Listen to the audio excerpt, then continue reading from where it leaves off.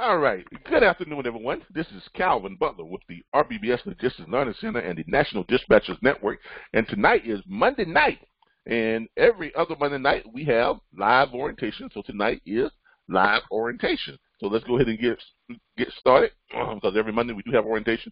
I'm going to go ahead and get started. Now, the first thing I want everyone to do, and we have a lot of new people here tonight, first thing I want everyone to do, I want you all to go to your back office site. Your back office site is mydispatcher.org. I'm going to put it up on the screen here so you all can see it.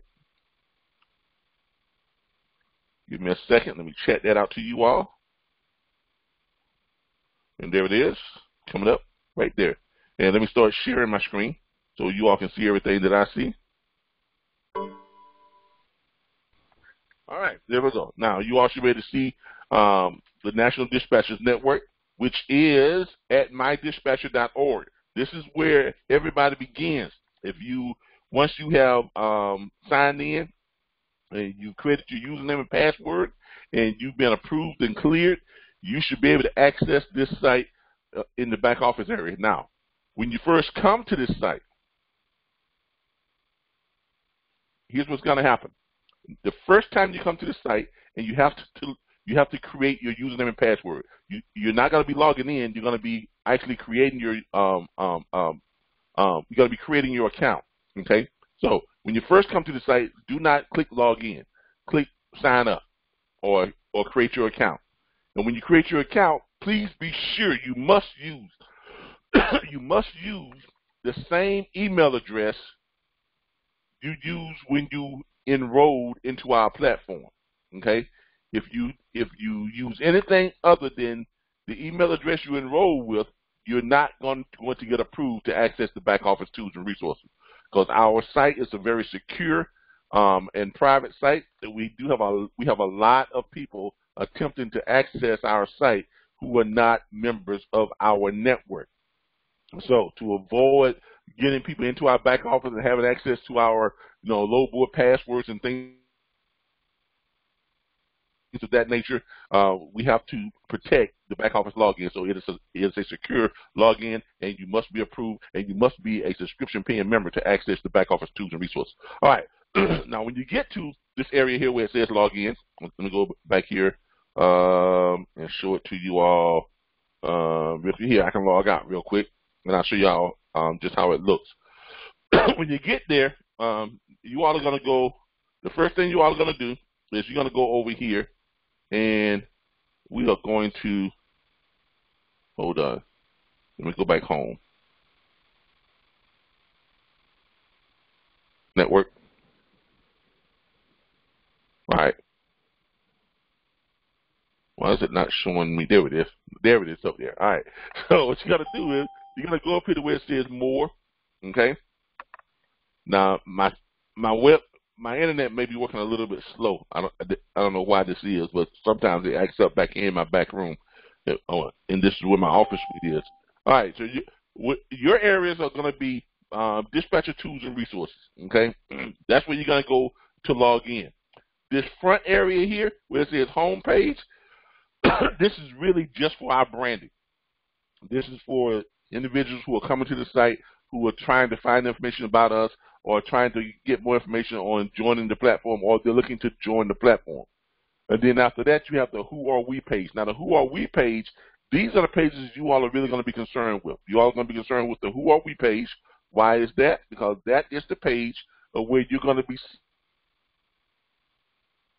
sending any of your individuals who are inquiring about the network, or about, how does this work, or what you all do, or do y'all have any information on your network, and, just whatever. This is where you're going to send them to, okay? You're going to send them to the Who Are We page, and it starts off by saying reputation built by service. By the way, that is what RBBS stands for, in case y'all didn't know, okay? If anybody asks you, says, what does RBBS stand for? Well, it stands for reputation built by service, okay?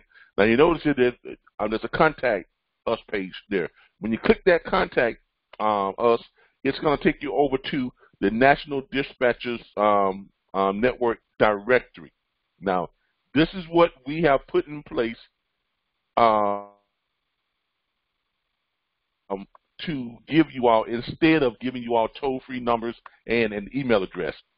We used to give you all toll-free extensions and an email address, but DOT says that we can't do that because you all don't work for us, okay?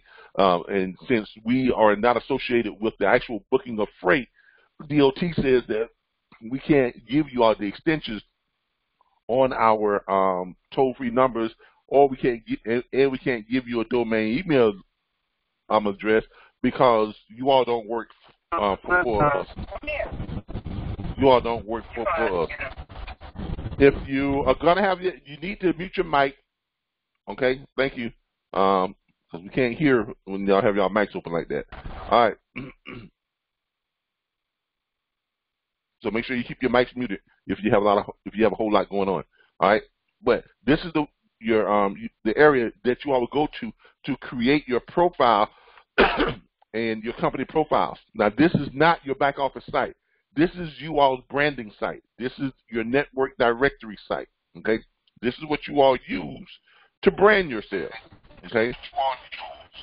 I need to figure out who this is. Mr. Adams, you need to mute your mic.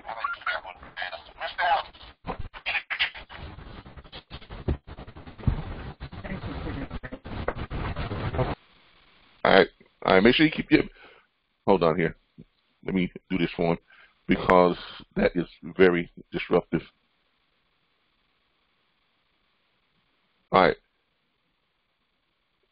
You all need to remember, if you have a whole lot of noise going on, if you're in your truck, please mute your mic. We have everybody muted, so keep your mics muted unless you have a question, okay? Because it's very disruptive, and there's no way we can continue this broadcast with those types of disruptions going on. All right. As I was saying before, all right, this is your network directory. Okay. Notice in this network directory, you have a members page. This is where all you all will come and you will create your profile. Now, I was trying to make everyone a administrator, but it won't let me do that. Okay. So I made everyone a moderator.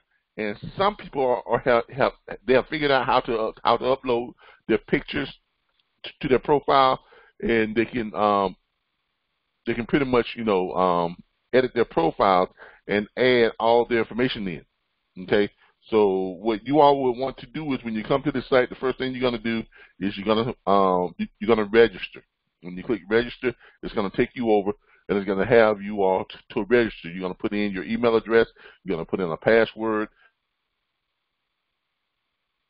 You're going to retype your password or whatever it may be, and then you're going to register for the site. Now, once you register, you should be able to log in. Now, you can also connect with Facebook, if I'm not mistaken. Yeah, you can connect with Facebook if you want to. Now, on this area here, you all can connect with Facebook, okay? All right, or you can just sign in. When you sign in, it's going to pull up your account, and you're going to be in RBBS Transport LLC. So in the members area, you all should be able to actually access your own account, and you should be able to update your account. Let me show you all what that looks like. You can edit your profile. You should be able to go and add all your information into your information. You should now, for some reason, now I'm doing this as you all are doing this. So you all are looking at the version that I've created where I'm not the owner of the site. So you all are seeing the exact same. This is what you all will see when you go to the account. For some reason, it's not allowing me or allowing hardly anyone to upload their pictures. But some of you all, it will. I don't know if it has to do with the browser itself, or it's something has to do with the site. But it's not allowing us to upload a picture onto the site for some reason, and I don't know what that, and I don't know why it's not. Let's try to do it through connecting with Facebook. Let's see what happens. See if that would allow you to upload your profile picture. No. because there's supposed to be a button that allows you to upload your profile, but as you can see, it's not allowing that. Now I can do it on Internet Explorer, as you all can see. I can go to my dispatcher. Hold on. I can go to mydispatcher.org on Internet Explorer.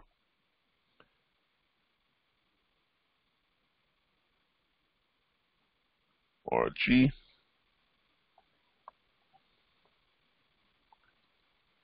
Maybe I didn't put it in right.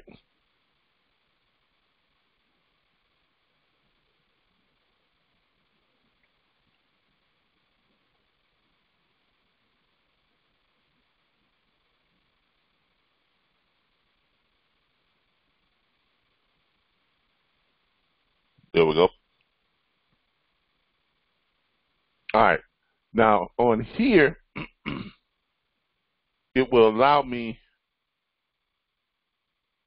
to access it as the owner of the site, and it shows you all how the give me a second here for it to pull up.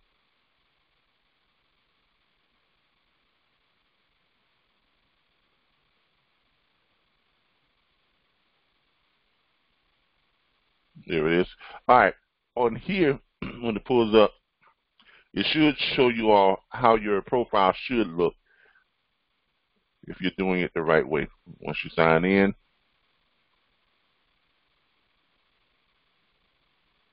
nope, I'm on the wrong computer. Okay, I'm not gonna be able to do it on this computer because I'm on my wrong computer.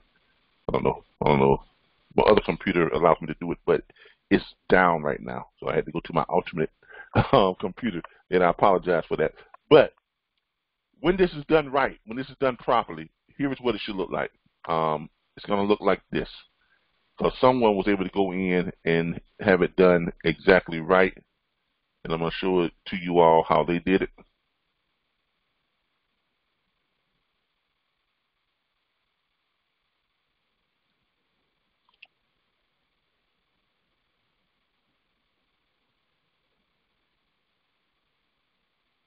Like this person here was able, Linda McCoy was able to do hers right, and for the life of me, I can't figure out how you get it to that point, but she was able to get hers done correctly. If you all want to reach out to her, you can. As you all can see, she was able to load up the image for her company.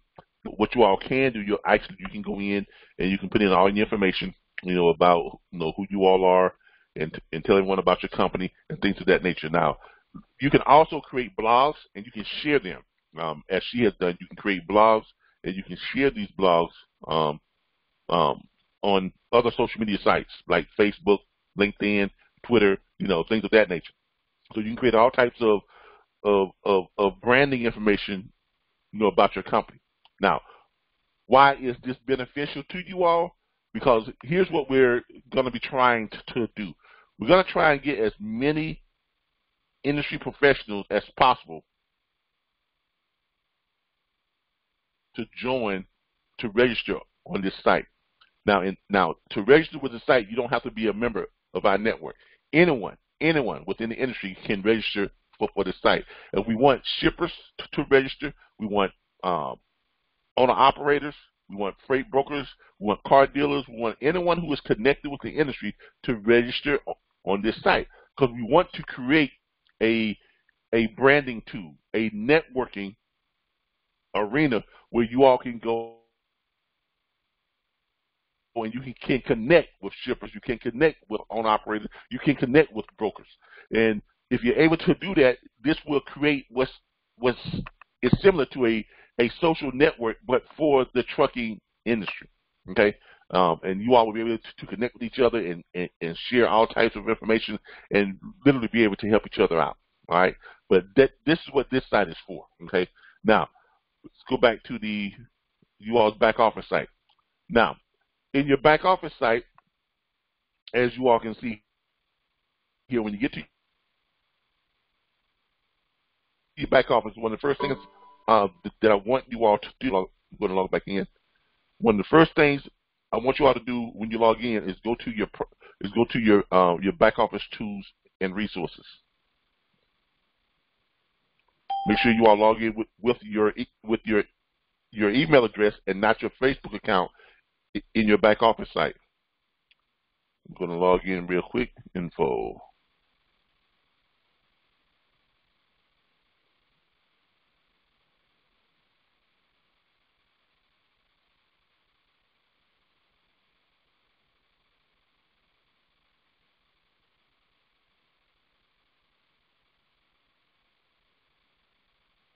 I put the .com in there. Hold on here.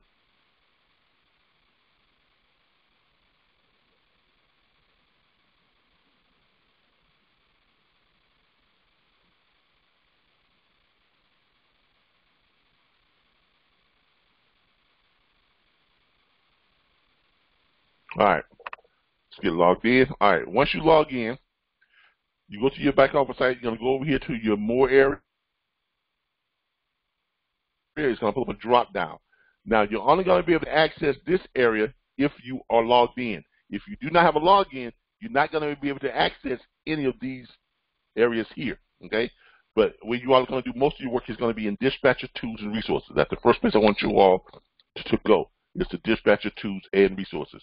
When you get to Dispatcher Tools and Resources, this is your main back office area to access everything you need to build your book of business. Okay, as you can see here, when you get back here, you're going to have load boards, you're going to have agreements and forms, and you're going to have tools and resources. Now, if you're looking at this on your phone, it's going to look a little bit different. But if you're looking at it on your computer or tablet, it's pretty much the same thing, but it's just that these are not at the top and these are. Okay, the sequence is just a little bit different, but it's the same thing. Now, you all will also notice that everything is set up in a Rolodex style. And the reason why we have everything set up in a Rolodex style, because it's easier to put a whole lot of things in here without it looking like a cluttered site. and so that's why we created the Rolodex, this format, to add everything into the Rolodex. Okay. Now, if you notice, if you click to your right, it's going to roll. If you click to your right, it's going to roll left. If you click to your left, it's going to roll right, okay? And you also notice if you put your over the picture and just let it hover, it would tell you that's search freight brokers. As you can see here, it's search 19 million plus shippers, okay? So as you all can see here, this is your freight quote calculator and things of that nature. Now, these are mostly just going to be tools and resources, okay? When you get down here, you're going to have forms, agreements, and documents. So what you're going to have here is when you put your cursors over this this area here, you're going to notice that this is your broker contract. This is if you are a bonded and insured broker, that's the contract you will use to send to your carriers when you sign them up to your broker agreement, okay? Now, you also over here, now, if you are a independent dispatcher, you're going to use this service dispatch agreement, which is going to be right here, okay? Now, you'll notice also we have everything kind of lined up. The very first thing I want you all to really learn when you come to this back office site is your script. This is your script. How much money do you need to move your truck? You all have probably watched the videos and you heard us pitch that script 1,000 times. You know, hey, Mr. Owner Operator, how you doing? My name is Calvin Butler with the RBBS Logistics Learning Center and RBBS Transport LLC. We are members of the National Dispatchers Network, a network that has more than 3,000 members. That's more than 2,000 independent dispatch firms and freight brokerage firms all working together to help carriers like you find high dollar freight. Let me ask you a question. How much money do you need to move your truck? Okay, now that is basically the script. And I want you all to get used to and learn that script and get familiar with it enough so that you feel comfortable in pitching it. Okay, because remember, nothing starts until you get a carrier under contract with your dispatch agreement. Okay, I want everybody to understand that. Nothing starts until you get a carrier under contract with a dispatch agreement. Because until then, you cannot legally conduct business within the industry without a bond or insurance unless you have a carrier under contract. Once you have a carrier under contract, then you can operate under the authority of the contracted carrier. Okay? Does everybody understand that? I want to make sure everyone understands that. If you do not have a bond or insurance or your authority, you cannot operate in this industry unless you have a carrier under contract. So you are not supposed to be going on load boards and presenting loads or anything like that if you do not have a carrier under contract, because as a dispatcher, you can only do what? You can only find and locate freight for the carrier you are contracted with, because you are an agent of the carrier. You are operating under the owner-operator's authority, because that's who is paying you. Okay? I need everybody to understand that. All right. So, but this is your dispatcher. This is your script. When you click on it, you're going to pull it up. You're going to click the link down here. It's going to open it up. and I want you all to learn this script. Now, you don't have to learn this verbatim, but get familiar with the script enough so that you can make it your own and you feel comfortable in presenting it. Okay? Now, if you watch the videos of how we pitch this script, if you do it correctly, and you become, good at sales, I guarantee we'll close minimum 5 out of the 10 carriers. You can close 7 out of the 10 carriers you call. Now, my closing ratio is 9 out of 10. And the only reason I have that one on there that I don't close is the only owner-operator I can't close is the one that hangs up on me. But if they are still on the phone, they're going to sign that dispatch agreement. And you all have probably witnessed that on a couple of our videos where we've had on one called The Perfect Pitch. We had a very hostile person on the phone. He did not want to talk to us. He cursed, he hollered, he did everything in the world that would make most of you all just say, I can't deal with this guy, and just hang up. But we were live, and I stuck with him, and as you all can see, by the end of that video, he signed up.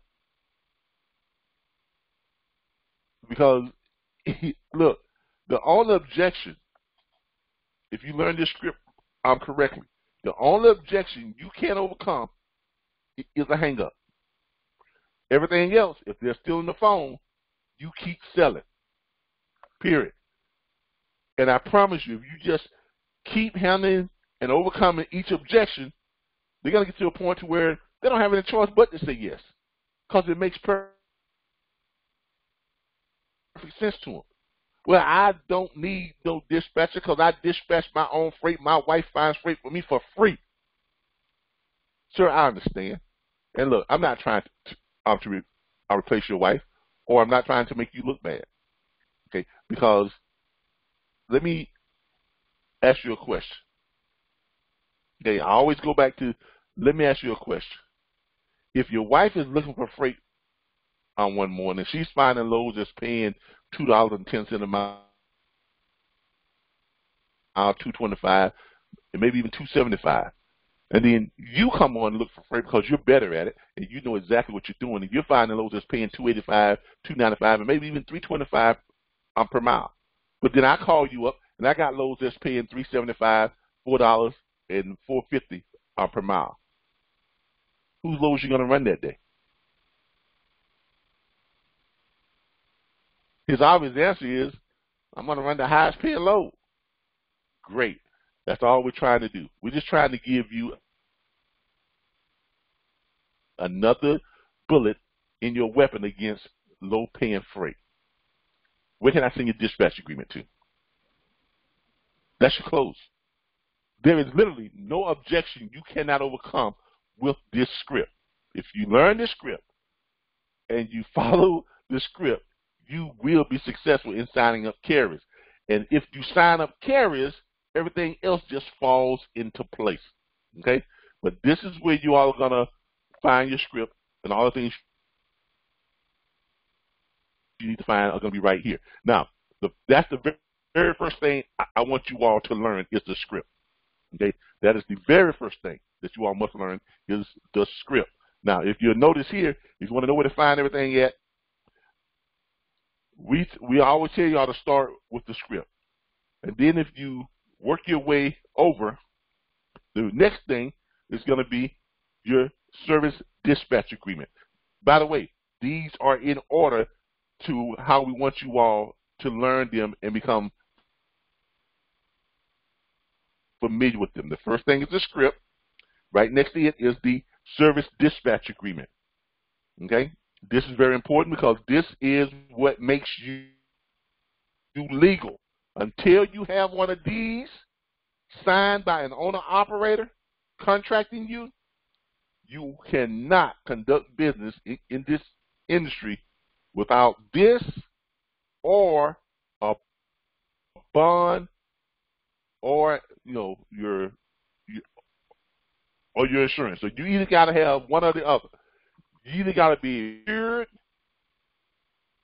an authorized freight broker, or you must have a service dispatch agreement in place and signed by an owner-operator. Okay? So you got to have one of those to be legal in this industry. Okay? Because the statute that governs dispatchers is the same one that governs freight brokers. And for dispatchers, the statute starts off by saying there is only one exception to a bonded and insured freight broker, and that is a bona fide agent. 49.1 states that a bona fide agent is described as any individual, entity, or company that has a pre-existing agreement, which is this, for a continued relationship with a carrier to find said carrier suitable freight, persuading to said carrier's specific criteria. In 49.2, it goes on to state an independent dispatcher, a said bona fide agent, okay, operates under the authority of the contracted carrier. In 49.3, said bona fide agent can service as many carriers as, can contract as many carriers as they can service. Okay? So that's the statute. Okay? And as you all see, the statute starts off with you must have a dispatch agreement or a pre-existing agreement for a continued relationship with the carrier. And that's what this is. Okay? I'm going to make sure all y'all understand that. Now, when you click on this, we're going to go over this this dispatch agreement so to make sure you all understand it. Make sure you all download this and you all can change this and put your information on it and things that you need to do to make it your own. You can even load up your own logo on it if you want to.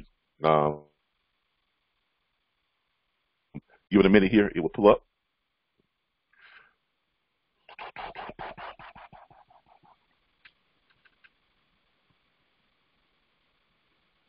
Just a minute. All right, here we go. All right, this is your dispatch agreement. Now, you notice here is when it pulls up, it's going to be in the Microsoft Word, and it is one that you can edit. Just click the enable the editing, and you will be able to edit this dispatch agreement. You'll be able to come in here and put in your name as a dispatcher, your address, your phone number, and your email address right here. You can also upload your logo in it if you want to. You can do that as well too. Now, make sure that when you're looking at this dispatch agreement, we have some things that are highlighted. The reason why we highlight them because we want you all to know where you all need to put your information and where the carrier needs to put their information. Everything in yellow that is above the fee line, and this is the fee line right here. That says the fee for dispatch services will be 10% of the gross revenue of each shipment with no minimum charge. That's your fee line. Everything above this fee line, that's in yellow, is where your information goes. Okay? Everything below this fee line, that's highlighted in yellow, is where the carriers or the owner-operator's info goes. If there's something below this fee line that's not in yellow, that's your information. If something above the fee line that's not in yellow, that's the carrier's information. So in other words, let's go through this. Okay? All this up top should be your information. Dispatcher, your address, your phone number, and your email address. It starts off by saying dispatch service agreement. Okay, that's for the owner-operator. Okay, the owner-operator's name goes there. The owner of and or driver of truck number, their truck number goes there. Of the carrier, a licensed motor carrier MC number, the MC number goes there, and or DOT number, the DOT number goes there. Hereby grants authorization to you. Your name or your company name goes there in yellow. Okay, right here.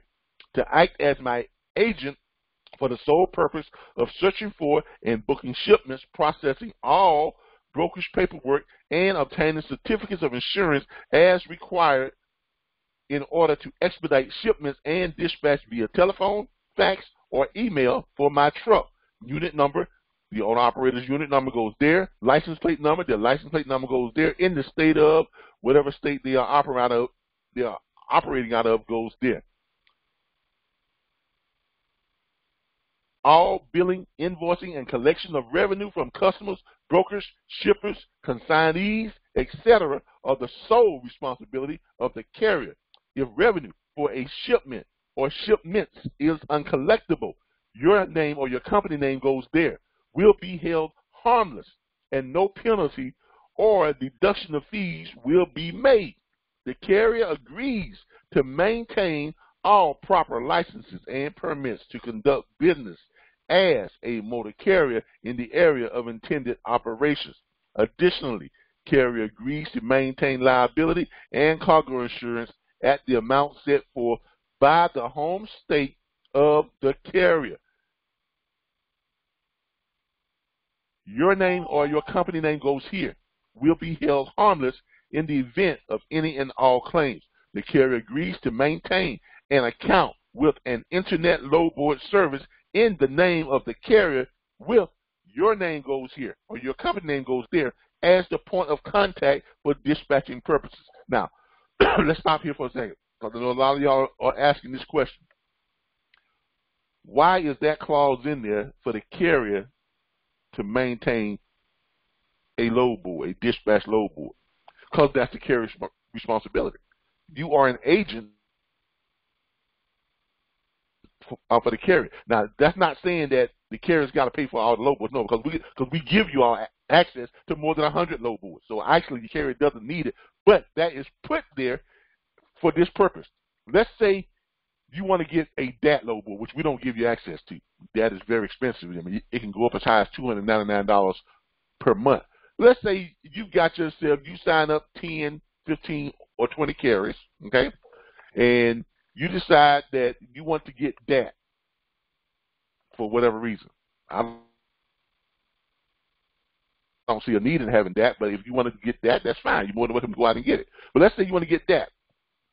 By having this clause in there, you're able to call a meeting with all your carriers, and you'll be able to say to them, hey, look, I'm you all dispatcher, and I dispatch for all of you all, or my company, my dispatch firm dispatch for all of you all, okay? And we've been doing very well thus far.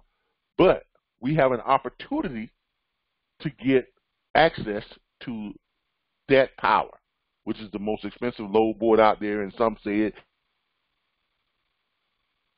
it has higher paying freight and more tools and resources.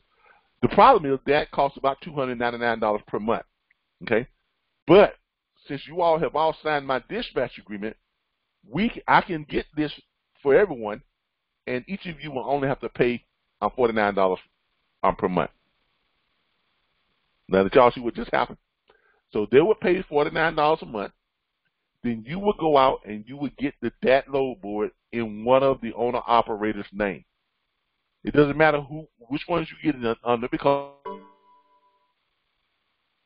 you are contracted with the owner operator and you're contracted as their agent. Okay, because you represent the owner operator. Once you have access to that load board, you can use it to find loads for all your owner operators. You don't have to use it just for the one you have it under the name of. As the independent dispatcher, you can use that to find loads for all your owner operators. Does everybody understand that? If you understand it, either unmute your mic and say, yeah, I got it. I want to make sure everybody got that thus far, because I don't want to lose anybody. Okay? I got it. Got it. If you understand it, you can unmute your mic and say, yeah. All right, great. Great. Want to make sure all y'all got that. All right. So let's continue. All right. The fee for dispatch services will be 10% of the gross revenue of each shipment with no minimal charge. As loads are picked up, as loads are picked up, an amount equal to the above stated percentage will be payable to you, your name, your company name. Please do not put RBBS there. Don't put Calvin Butler there, because this is you all's money. The RBBS Logistics Learning Center does not book freight. To make that very clear. The Learning Center itself does not book freight. We are simply consultants who provide you all with the access to the tools, resources, network, ongoing training, support, everything you need to book freight and build your book of business and make your own money. You all keep 100% of every dime you earn. You don't share that with us in any way, shape, or form. Let's make that clear, okay? No one works for us. You don't work for us. You are your own business, okay? You don't work on top bond or anything like that, because you are your own business, okay? You are working underneath your carrier's authority, but you are your own business, okay? All right, so that's where your name would go, or your company name would go there. Payments are to be conveniently paid with any debit or credit card via text or email invoice app. Process. Now change that, because we no longer process your invoices. You process your own invoices. So you can either put your name there, processed by your name or your company name, or you can put processed by Square invoicing if you are using Square like we suggest you all do. Okay? Now if you're using some other form of invoicing, put whatever form of invoicing you're using. Okay? But if you're using Square, you'll be able to put it down there and put it using Square processing. Okay? And then if you are using Square, also make sure that this phrase is there also too. Please provide your SMS, cell phone, text number here. Make sure that cell phone number goes there. And your email here. Make sure the email address goes there. Because through Square, you will be able to simply text them the invoice. You can create the invoice in Square. Then you can simply pull up, have it where you can share the invoice link, and you can text that link to their cell phone, and you can email that link to their email.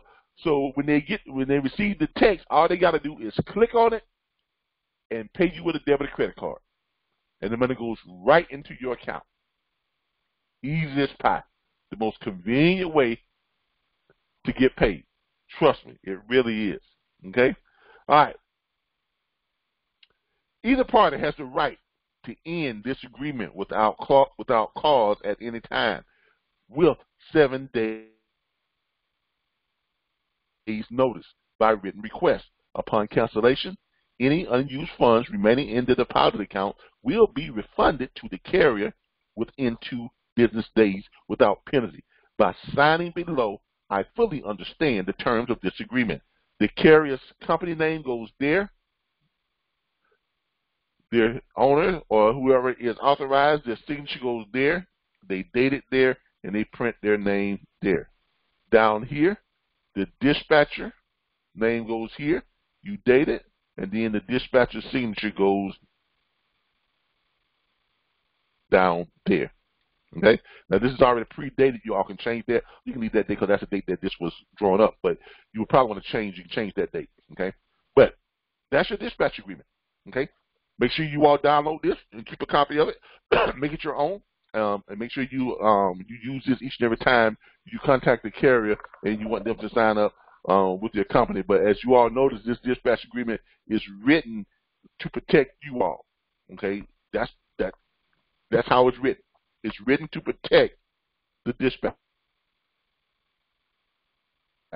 or the dispatch firm. Okay, so it holds you harmless from anything that may happen that causes the load not to get delivered.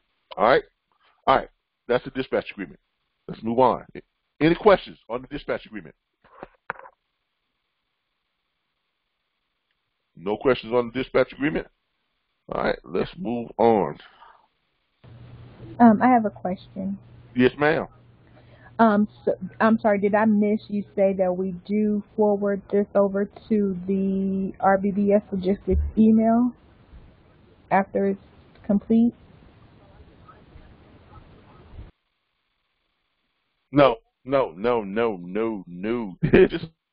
Learning Center, we don't do any of your processing. We cannot because we don't receive any revenue whatsoever from the booking of freight. We are not brokers. You all do not work for us. RBBS Logistics Learning Center does not book freight.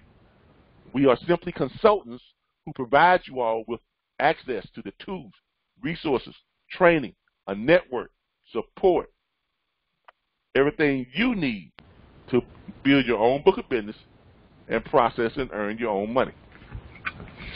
Okay, I was just going off of the paper that is the day-to-day for your the steps, and on that form it says that. So you're saying to scratch that out? Yeah. As we mentioned before, anything you see in it that says processed by RBBS, change that to your name or invoicing by Square Invoicing if you're using Square or whatever invoicing tool you're using. No, on the sheet that is for your day-to-day, the day-to-day logistics. What do you mean? Which sheet? I mean, you're saying let me go grab it. I mean, you're saying day-to-day. I don't know what sheet that says day-to-day. The sheet is. You mean the work? You mean the workflow? Yes, the workflow. Okay, you're getting ahead of yourself. We're getting to that. Slow down. No, okay, I'm just saying that's stated there. Yeah. Let us finish the orientation, and through the orientation, we're gonna go over that. Okay. All right. So that was.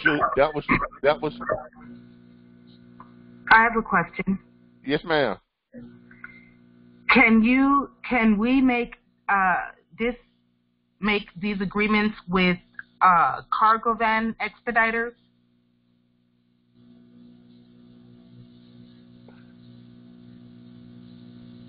You can. I wouldn't recommend it.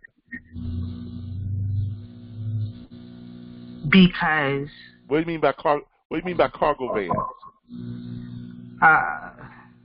Like a Sprinter van, an expediter. I mean, you can. I mean, look, you can choose to dispatch whoever you want to. I wouldn't recommend it though, because look, if you all have been watching our videos, you know that we advocate and we promote dealing with the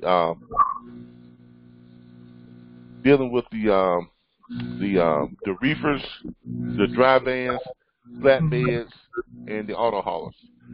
There's a reason why. You're never gonna be able to find enough freight to support yourself using dispatching for cargo vans and sprinter vans and hot shots and things of that nature. I mean, you all can try it, but I'm telling you, you're never gonna find enough freight. Because here's the reason why. For one thing, they can only pull so much weight. They can't pull like anything over 26,000 pounds, most of them. Okay. You're not going to be able to find shippers that's going to allow that. Even shippers that have lightweight, they don't want those type of things, those type of carriers hauling their freight. They'd rather have the bigger trucks hauling their freight, okay? And on top of that, because a lot of them have restrictions on where they can go. So you got too many variables to try and iron out, too many problems to try and iron out, and you're spending all this time trying to find a very few amount of loads that fits all the variables that you're going to need to cover in order to be able to dispatch that carrier. Now, while you're doing that, you are missing money. Because in this industry, as an independent dispatcher, time is money. And the more time you spend on trying to find freight for someone that can't even pull 90% of the freight that's out there, that's just a waste of your time. Okay? Now, I'm just being honest with you. You all are going to run into a lot of spinner vans and cargo vans and people like that and say, hey, I need a dispatch, I need a dispatch. There's a reason why they need a dispatch. But they can't, because there's not that much freight out there for them. For those types of individuals, my suggestion is go to these little small mom and pop shops when you have the time to just walk in and talk to them and shake their hands and talk to them face to face and set up a local delivery contract. That's it. Okay? All right. Let's continue on. All right. Thank you. All right. Where did we leave off at? Okay, here we go. We were talking about, oh yeah, I'm sorry, went the wrong way.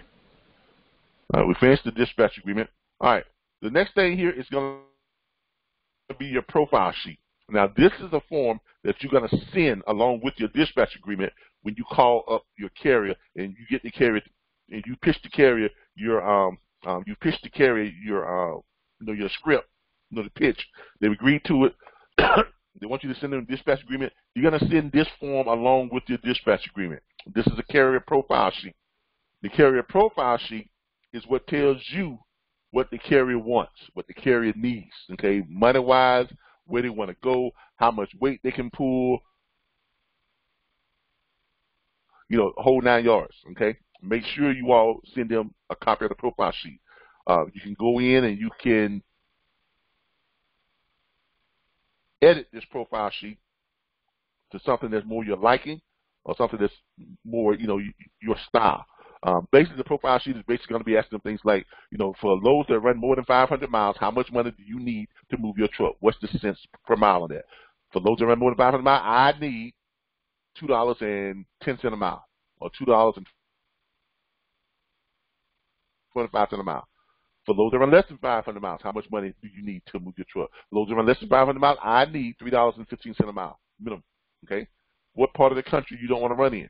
I don't want to run in the mountains or keep me on the bottom half of the United States. Or let me say something like I don't want to run in the South or Florida, Georgia, Louisiana, Mississippi, that type of deal. Okay? Now, as y'all can see here, this is your carrier profile sheet. You all can kind of make this your own. The only thing I will add to this, like we just stated, all right, you're gonna have the carrier's gonna put their name here. This is for the carrier now. This is not for you all to fill out. The carrier's going to put their name here. They're going to put their company name here. They're going to put their home address here. Make sure you have them to put their home address, the address of where they originate from. Okay? That way, when they say, run me back home, you already know where home is, right? They're going to put what type of equipment that they have, either a van, flatbed, reefer, etc., whatever it is. What size? I have a 48-foot flatbed trailer, or a 53-foot dry van, or 53-foot or 48-foot reefer, whatever it may be. Max weight that they can carry. Some carriers don't want to pull. I don't want to pull anything over 30,000 pounds or 36,000 pounds, or I can pull the max. It doesn't matter. Okay.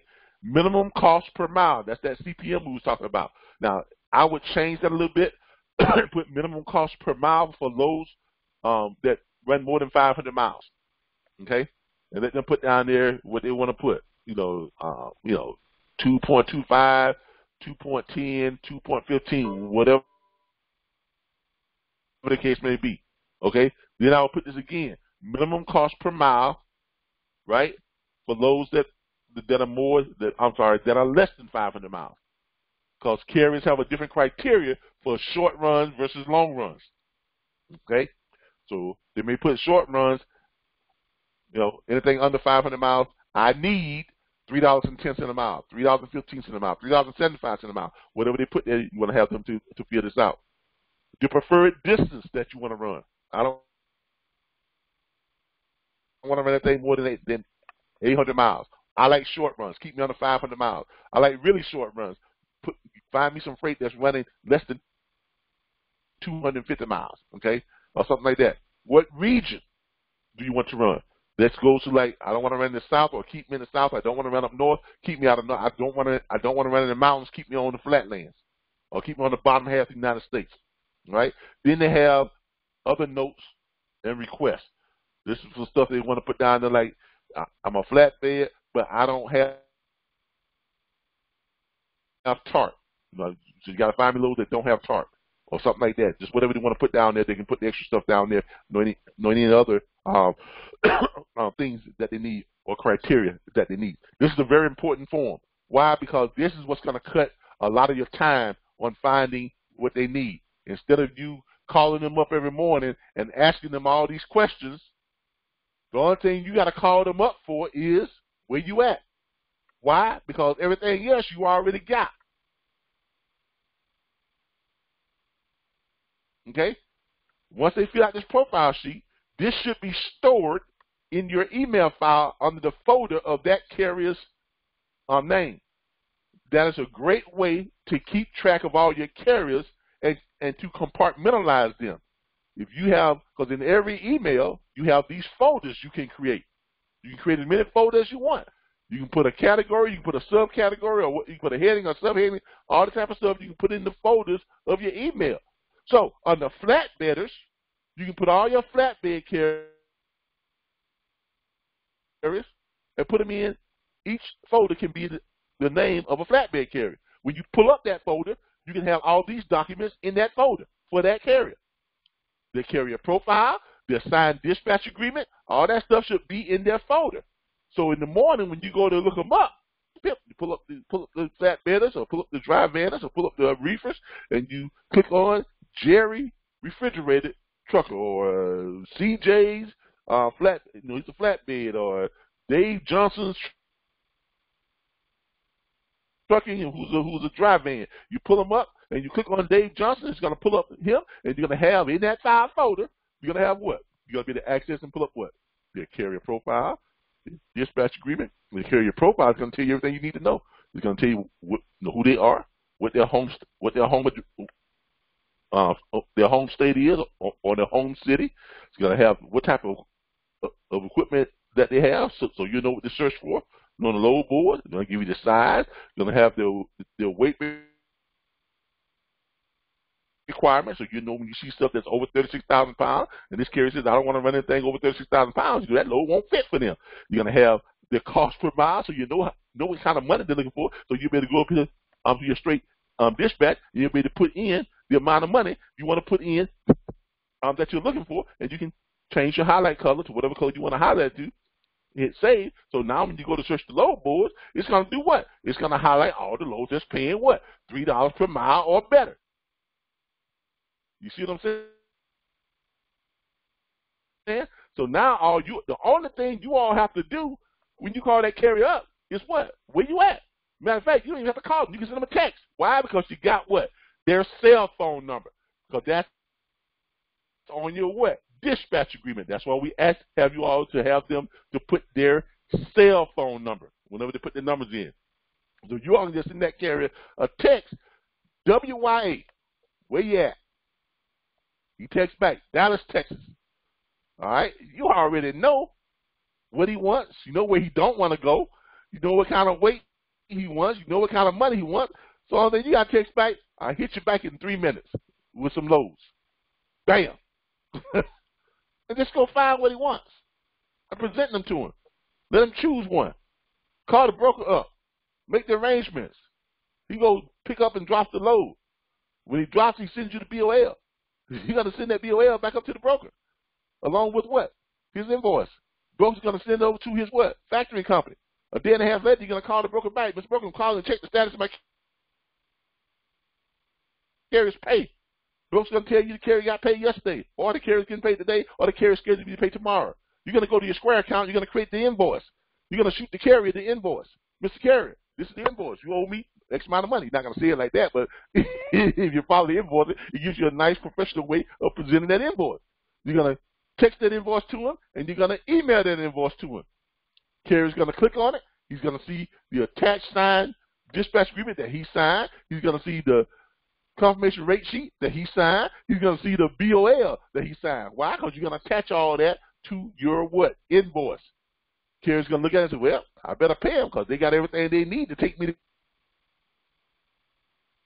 court or take me to DOT or file with the Federal Motor Carrier Association to have my what? My authority revoked for non-payment of contract. So he's going to click on it. He's going to put in his debit or credit card number. He's going to pay you. Money's going to go right into your account. Folks, that's dispatching. That's it. That's dispatching in a nutshell. That's it. It's not that hard. I promise you it's not. But that is dispatching. And I want you all to get to the point where you all can learn that just that way so you can spit this stuff out without even having to think about it. Because once you get to that point, this will become no problem for you all to do. All right? Now, that's your profile sheet. Make sure that goes with every dispatch agreement when you send it out. The next thing that you all have on here is after the profile sheet. Now, this is the broker's agreement contract. I'm not going to go over this. This is for if you are a broker. If any of you are brokers, pull this up because you cannot send out a dispatch agreement. You have to send this out to the carrier because if you're operating as a bonded and insured freight broker, you have to send them a broker-carrier agreement. The one that's in here is ours that we used to use when we were brokers. You can take that. You can anywhere you see RBBS, take our name out, put your name in. Bam. And you got your own broker-carrier agreement. Okay? All right. Next page is workflow. Now, that little thing that I just went through, on those steps I just went through, that is basically your workflow. Now let's go and show y'all what this looks like. Make sure y'all learn this workflow. All right, workflow dispatch. Okay. Now, any place you see in here that says email to RBBS or dispatch at RBBS or anything that says send to RBBS or whatever it may be, change that to keep it for your own records, or change that to process by you or whatever invoicing company you use. Okay. This was when we were hiring people and people were working underneath our company, or when we were taking a percentage of the dispatch fee, and we were doing all your paperwork, we were doing all your processing, we were doing all your invoicing and things like that, but we was also taking 5% of that 10%. Now that we no longer take any money from the booking of freight whatsoever, and you all keep 100% of everything you earn, DOT says that we cannot participate in the actual processing of any of you all's paperwork. Why? Because you all don't work for us. Okay? We are not even under DOT anymore. Because we are a full 100% consulting firm. Okay? That's what we are. Okay? Okay? So you all don't work for us in any way, shape, or form. Now, this is the workflow. Okay? It says here, once the carrier emails you a signed dispatch agreement, keep a copy for your records. You can scratch this part right here where it says email a copy to dispatch RBBS transport. Don't do that. Don't send us anything. Okay? Contact broker associated with the load that you need to book for your carrier. Okay? There's all the information right there. Broker typically will ask you for the MC number or the DOT number. Word of caution, if you do not have a carrier under contract, if you do not have a carrier who has a signed dispatch agreement with you, if you do not have a signed dispatch agreement from a carrier, do not give the DOT number to the broker. Because all that broker's going to do is going to go around you and book that freight with that carrier outside of you, and you won't get jack squat. Okay? Keep that in mind. All right. Brokers will want to send a load rate confirmation sheet to carrier or carrier agent in order to get it signed. When they send over that rate confirmation sheet, make sure you read it each and every time. Because if a broker is going to screw you, this is where they're going to screw you at in the confirmation rate sheet. Make sure that the rate is the same as it was on the load board. Make sure that the terms are the same as they were discussed on the load board. Make sure there's not extra drops or extra pickups that they've thrown in. Make sure that the load number is the same as it was on the load board. Okay? Make sure they don't change the load numbers and all this other stuff. Make sure you all read that confirmation rate sheet word for word. Because I guarantee you 70% of the time, the carrier is not going to read it word for word. They're going to look at the dollar amount. Oh, that looks good. And they're going to sign it. And they may not have noticed in there that this load has 3 pickups and 2 drops. You see what I'm saying? So make sure you all read it and make sure everything is in accordance with what it should be before you send it over to your carrier. And then once you have read it and if everything's okay, send it over to your carrier. Everything is not okay, call that broker back and you discuss it with them. Well, on the load board, and what we talked about was 1 drop. Now all of a sudden I'm seeing you have 2 drops or 3 drops and 2 pickups. What's up with that? And the money's still the same.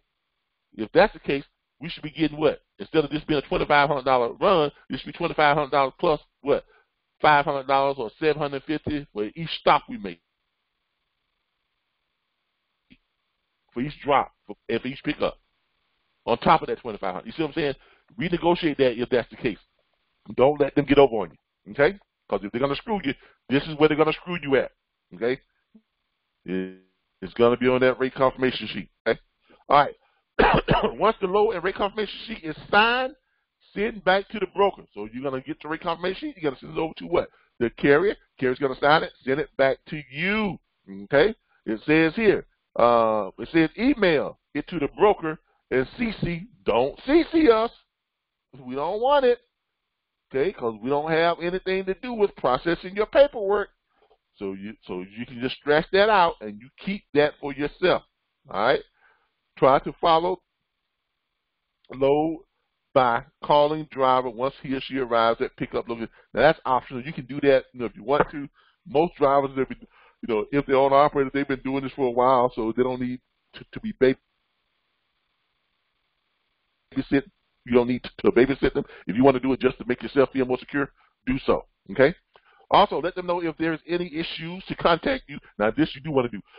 Contact you so that you may contact the broker if they cannot. Communications, that's the key. Once carrier drops the load, have carrier send you a copy, either through text or email of the BOL. That's your bill of lading, proof of delivery. And it must be signed by the receiving shipment receiver, okay? And the invoice that they plan on sending to the broker. Now, their invoice is basically just going to be something that says, "Hey, Mr. Broker, you owe me X amount of money." It's basically going to be a rewrite of what? The confirmation rate sheet. If they don't send you one, you can just type one up in your email. Persuading to your confirmation rate sheet. This load number, blase, blase, blase, has a payout of X amount of money to said carrier. And put the carrier's name information in there, bam, and send that to them. Okay? That's an invoice. That's it. Okay? So you send it over to the broker. Says now you will need to prepare, unless the carrier has their own, their factoring companies. Now, this is a sticking point. I don't know a broker who does not have factoring. I don't know of any brokers who operate in this industry today who doesn't have factoring. So if most brokers, pretty much all brokers have factoring, why are you going to have the carrier to factor that load again? Because the check that's going to be cut, the payment is not really coming from the broker. It's coming from the broker's factoring company. Okay, the broker sends that paperwork up to their factoring company. The factoring company then cuts a check to the broker and to the carrier. So why would the carrier want to refactor a load that's already been factored? Now, you all are going to have a lot of carriers. They're going to say to you, I want to use my own factory company. I got a factory company. Okay, fine. Guess what? You're going to be paying for that load twice. You pay it twice to have that load factory because the broker's going to use their factory company regardless. They're going to send it up to their factory company. The factory company is going to process it, and the factory company is going to cut the check because the check that's going to the carrier is coming from the factory company. It is not coming from the broker. Now, for some reason, you're going to have a hard time trying to explain this to some carriers. I don't know if they just don't hear you or they just, I don't know. but anybody who knows anything about business would not pay for a factoring twice. Okay? So just keep that in mind. That every broker out there uses factory. Okay, now if you want to ask the broker, do you have your own factory company? That's up to you. But I'm telling you, I don't know of any brokers that don't have factory. Now, if you are dealing with a direct shipper on the off chance, and 99.9% of the time you are not going to be dealing with a direct shipper. If you are dealing with a direct shipper, yes, by all means, make sure that carrier has factory because shippers can legally take up to 120 days before they pay out on a load. Okay? Most shippers, they hang around between the 30 and 90 days, but legally, they can take up to 120 days before they pay out on a load. I've seen some of these huge brokerage firms that have deals with, they have contracts with these big shippers, and they pay once a year. Be honest, because they just agree to it, But these are huge brokerage companies, and they have factoring. So the factoring company goes ahead and prepays that, and then the factory company waits for their money. That's how factories come. That's how they make their money. It's basically just an advance loan. That's all it is. Factoring is just cash advance. That's all it is. Okay. So everybody understands that about the factory. Okay. All right. All right. Now, this is now you would need to prepare your invoice to send to. Don't do that. What you need to do is go to your Square account and create your own invoice. If you all want to know how to do that, go to the video in your video library that's under the heading of invoicing. We have 2 of them. As a matter of fact, we are just uploading another one tonight that we are talking about invoicing. So you will have 3 of them after tonight that is in your video library. Okay? All right. So this part right here, anything you see that says send to RBBS or CC RBBS, don't do it. Replace that with keep a copy for yourself or handle it yourself. Process it yourself. Process it through Square. Process it through QuickBooks, whatever it is, or whatever you're using to process your paperwork and process your invoices. Okay? All right. That's basically it. Now, let's go over this workflow in real time because this is what's going to happen. The first thing you all are going to do is you're going to call up the carrier and you're going to pitch them the pitch. Hey, Mr. Carrier, how you doing? My name is Blase, Blase, Blase. I'm with Blase, Blase, Blase Dispatcher, and we're a member of the National Dispatcher Network. The network is more than 3,000 all working together to find carriers like you high-dollar freight. Let me ask you a question. How much money do you need to move your truck? Well, I need. Great. Where can I see your dispatcher creeping to? Or they're going to say, man, what the hell are you talking about? I understand. Like I said, I'm with the National Network of Dispatchers, and we understand that not all carriers can run freight for the same amount of money. Why? Because you have expenses that other carriers may not have. So if you tell me that you want loads that's paying that's going more than 500 miles, and they must pay a minimum amount of $2.75 per mile, that's all I'm going to look for. If you tell me you want loads that run less than 500 miles and it must pay a minimum of $3.50 per mile, that's all I'm going to look for. I'm not going to look for loads that's paying $3 a mile or $3.99 or $2.99 a mile because that's not what you want. If you tell me you don't want to run up in the mountains and you only want to stay on the bottom half of the United States, I'm not going to go and look for loads that's running up in New York and New Hampshire. I'm going to keep you on the bottom half of the United States, Florida, Georgia, Alabama, Louisiana, Mississippi, Texas, Arkansas, Arizona, places like that. If you tell me you don't want to pull more than 33,000 pounds, ain't no need to be looking for freight that's weighing 35,000 pounds, because you ain't going to want that. And I'm only going to find you freight that's consistent with what you are hauling, dry van, reefer, flatbed, or whatever the case may be. So you know, when you see my number on your call ID, I got the kind of loads you want, going to the places you want to go, paying the kind of money you want to get paid.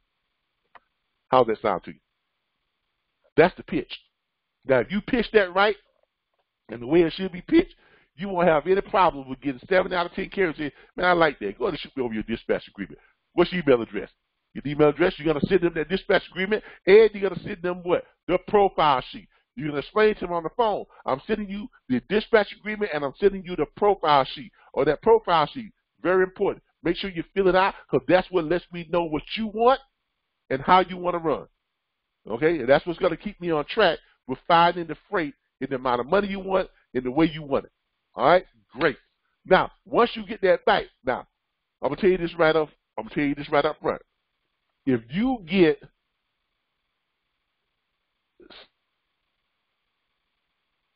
seven carriers and say, send me that dispatch agreement, you're probably only going to get 2 of them back within the first day or so. Now, how do you get the other 5 to send you back that signed dispatch agreement? You're going to do what's called a follow-up pitch. If you want to know what the follow-up pitch is, go to your video library and watch the video that's entitled, It's All About Attitude, or Attitude is Everything.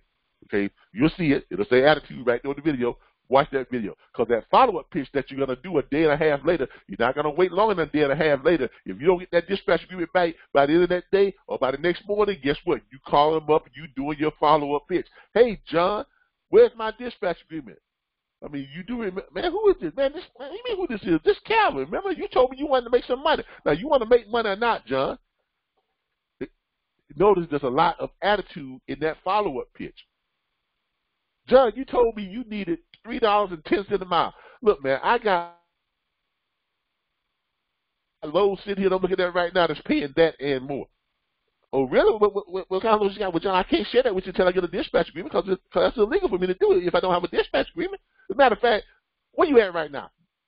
I'm in Dallas, Texas. Let me call you back in about 2 minutes. I'm going to see what I got going that leave it out of Dallas, Texas. You're going to go and you're going to find him some of the highest paying loads that leave it out of Dallas, Texas. How are you going to do this? You're going to go to what? You're going to go to your what? You're going to go to one of your load boards. You're going to go to your straight dispatch. You're going to put in $4 per mile or $3.75 per mile. And you're going to search for loads that's paying that kind of money leaving out of Dallas, Texas. Right? When you find yourself 2 or 3 of them, you're going to call them back. John, I got 3 loads right now. One load that's leaving out of Dallas is paying $4.75 a mile. Now, I know the another load that's leaving out of Dallas is paying $4.10 a mile.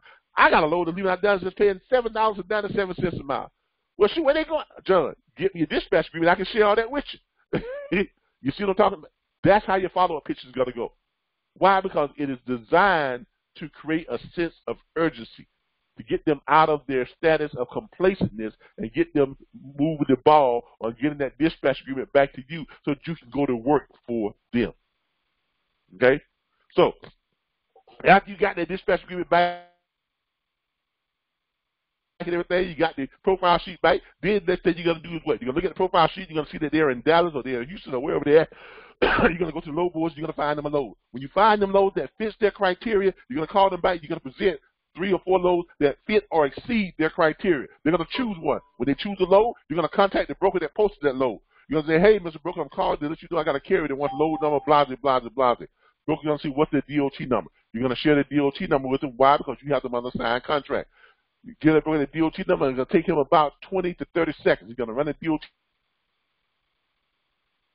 number real quick. He's going to come back. He's going to say 1 or 2 things. That carrier is good to go. I'm going to shoot you over with the confirmation rate sheet. Or that carrier needs to fill out a broker carrier packet. If he says the latter, you're going to have him to send you the broker carrier that packet. You're going to send it over to your carrier. The carrier's going to fill it out and send it back to you. Or they're going to send you a link for the carrier to fill it out. You're going to share that link with your carrier. The carrier's going to do it, fill it out. You're going to send you a copy of it. Now, you got a copy of it in your email, and then you're going to forward it over back to the broker. The broker's then going to do what? Send you the confirmation rate sheet. You are going to read it. You're going to read every word of it. You're going to read it. and then you're going to forward it over to your carrier. Carrier's going to sign it, send it back to you. You're going to send it back to the broker. That carrier is now dispatched. That carrier will go pick that load up. Carrier will deliver that load. Carrier will receive a signed BOL. Carrier will send you the BOL and the carrier's invoice. If the carrier did not send you a carrier invoice, you're going to create one. You're going to forward the BOL and the carrier's invoice over to the broker. The broker's going to shoot that up to his factory company. A day and a half later, you're going to call that broker back. Mr. Broker, I'm calling to check the status of my carrier's pay on load number blase, blase, blase. He's going to tell you one of three things. That carrier got paid yesterday. That carrier is due to be paid today. Or that carrier is set to be paid in 2 days from now. Whichever the case may be, you're going to go to your Square account. You're going to create your Square invoice. You're going to text it, and you're going to email it over to your carrier. Carrier's going to get it. You're going to attach with that. You're going to attach to that invoice every single time. I don't care if you dispatch this carrier 1,000 loads during the year. But all 1,000 of loads, when you send the invoice back over, it's going to have attached to it their signed dispatch agreement with their signature on it. You're going to have what? Also, their confirmation rate sheet with their signature on it. And you're going to send them also the copy of the BOL that was signed by the receiving shipper. Why? Because this is going to lessen the likelihood of that carrier trying to stiff you. Because they know that you got everything you need to file against their authority. So you got to text that, and you got to email that through Square. Just click it, send. It goes out to them. They get it. It's professional looking. They'll get it. They'll read it. Oh, I owe this much money. They're going to click on it. They're going to put in their credit card information. They're going to hit submit. Money's going to go right into your Square account. You can transfer it right to your bank account. Ladies and gentlemen, that's dispatch. That's it. Any questions on that?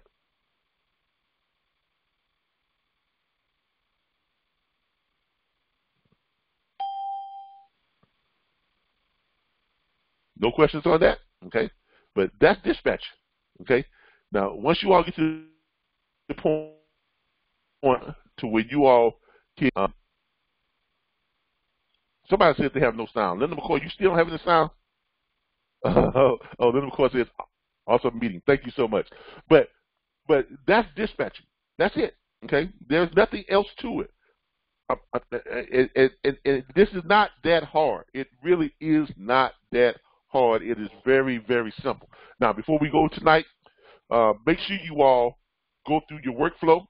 Make sure you all learn anything in there that says send to RBBS or dispatch to RBBS. Scratch that and replace that with keep a copy for yourself, or process it through whatever invoice processing you're going to use. Now, all right. Now, we covered the workflow. That's pretty much it on that part of it. Okay. Now, let's go over where your load boards are. Okay. All right. And remember, all these are right together. You got your script. That's the first thing you want to learn. How much money you need to move your truck. The second thing you want to learn is what? Your what? Dispatch agreement. Okay. It's right there. Third thing you want to learn is what? Your carrier profile form. The fourth thing you want to learn is going to be the workflow. You learn those things, you got the basics. You have the basis to put yourself on track to do $250,000 this coming year, in the next 12 months. Now, if you all don't believe that, I'm going to show you all just how simple that is to get up to $250,000. It ain't that hard if you're doing things the right way. Okay? But before we do that, let's go over the load boards. Remember we said we give y'all access to load boards. All right? In here, you have access on this Rolodex to approximately 28 load boards. Okay? There are approximately 28 load boards that you all have access to on this Rolodex. Okay? When you click on a load board within this Rolodex, you do not have to go in and sign up for the load board or purchase the thing for the load board. Why? Because on the ones that require a subscription, we are giving you the access. If you notice under each placement holder, when you again, it is gonna be here. There it is right there. there. Click on it, it takes you to the load board, and you just need username and password that you had within your back office site. Access to that load board. Word of caution. And we have had people to try this before because for some reason, we have some other, freight broker training platforms, whatever the case may be. They've actually had people to join our platform and then go in and try to disrupt our system by changing passwords. Okay, I'll tell you how stupid that is. I'm gonna tell you how dangerous that is too. Okay, they really need to find something safe to do because we have prosecuted some people. Some people have wound up with some doggone jail sentences and being on probation and not in the criminal justice system. Why? Because they committed what's called intellectual property theft. Okay, because those are paid subscriptions that we pay for with our credit card, with our with our credit and debit card information. So if you go in and you primarily basically steal something that we paid for by changing the access codes, that is a crime that you can be arrested for and get a record for. Okay, and trust me, we will prosecute because we have done it before. And I'm gonna tell you just how easy it is to catch you. Because if you go in here and you change something, right, all we're gonna do is we're gonna call up Truckers Path or whoever it is you change something with, and we're gonna give them our secret password, which we don't let y'all know about because that's only between us and Truckers Path, us or whatever load board that we have paid access to. We're going to give them our secret access password, and then we're going to ask them some questions. So, which IP address changed the password? Because, of course, anytime you do anything online, your IP address is recorded. They're going to give us that IP address. We're going to run a bank reference check on it, and they're going to tell us who owns that IP address. Then we're going to call the sheriff department within that area and fill out a complaint, and they're gonna fill out, and they're gonna issue an arrest. They're gonna knock on your door, and they're gonna place you on arrest. It's not worth it. Don't do it because we sell as a company, and we will do that at all. It's conduct business where you're supposed to be conducting business, and everything will go fine. So if you have any plan and transfer to cause any type of disruption to our platform, I promise you're not gonna slow us down one bit. But you're going to find yourself in a whole bunch of trouble. Okay? Just keep that in mind. But that's how you're going to access the load boards. Okay? Now, once, as you all can see, there are 28 load boards on this Rolodex. But we advertise that we give y'all access to more than 100 load boards. Where are you going to access the other 90-plus load boards? You're going to go to this area right here that says Mobile Express. When you click on Mobile Express, you would notice there is no login for it. Why? Because it is a free access. Okay, once you go to Mobile Express, you're gonna click the link there. It's gonna take you over, and you're gonna see this page right here. Okay, you can go in here, and you can click that on that company. All of these are accessible load boards, and you'll see some names here that you all will recognize. Okay, you'll see a lot of names here that you already recognize, like Snyder, like Warner, like who else? Landstar, as you all can see, MLM or MLM Trucking, all types of. There's Snyder, right there. Whole bunch of companies that you all will recognize. Okay, so but we give you access to these load boards where you can go in and you can access these load boards. Let's pull up one here. Let's go to Landstar since everybody seems to like Landstar. But and if you already know, Landstar has 1, 2, 3, 4, 5, 6, 7 load boards. It's not just the main one. They have a whole bunch of it. Then you can search all Landstar load boards, or you can all the loads. You can put up whatever cities you want to put in there, whatever type of equipment you want to put, or you just go and click search, and then when it pulls it up, it will go over and pull up those loads from Landstar, as you all can see there. Okay. Now, some of these will have the rates that will be printed. Most of them you have to call Landstar. Like that one has the rate printed. You got to call Landstar to figure out, and you're gonna have to ask them what the rate is for those loads. Okay? But you have all your information right there. And that is how you're going to access your load boards. Okay? Now, if you want to search by cities, you can just go up here and click off of that. Then you can search by city. If you want to put in Atlanta or Dallas or whatever the case may be, and then put in the state, Georgia, click search. It'll pull up a whole bunch of loads in Atlanta, Georgia. There we go. We'll pull up what loads that they have listed here from Atlanta, Georgia. Okay? They'll leave it out of Atlanta. All right, but that's how you find your other load, all your other 90+ load boards. Okay? Now, you're not going to need more than 3 load boards. I'm going to be honest with you. I've never, look, I use basically 3 load boards. Just 3. Okay? My dispatch firm.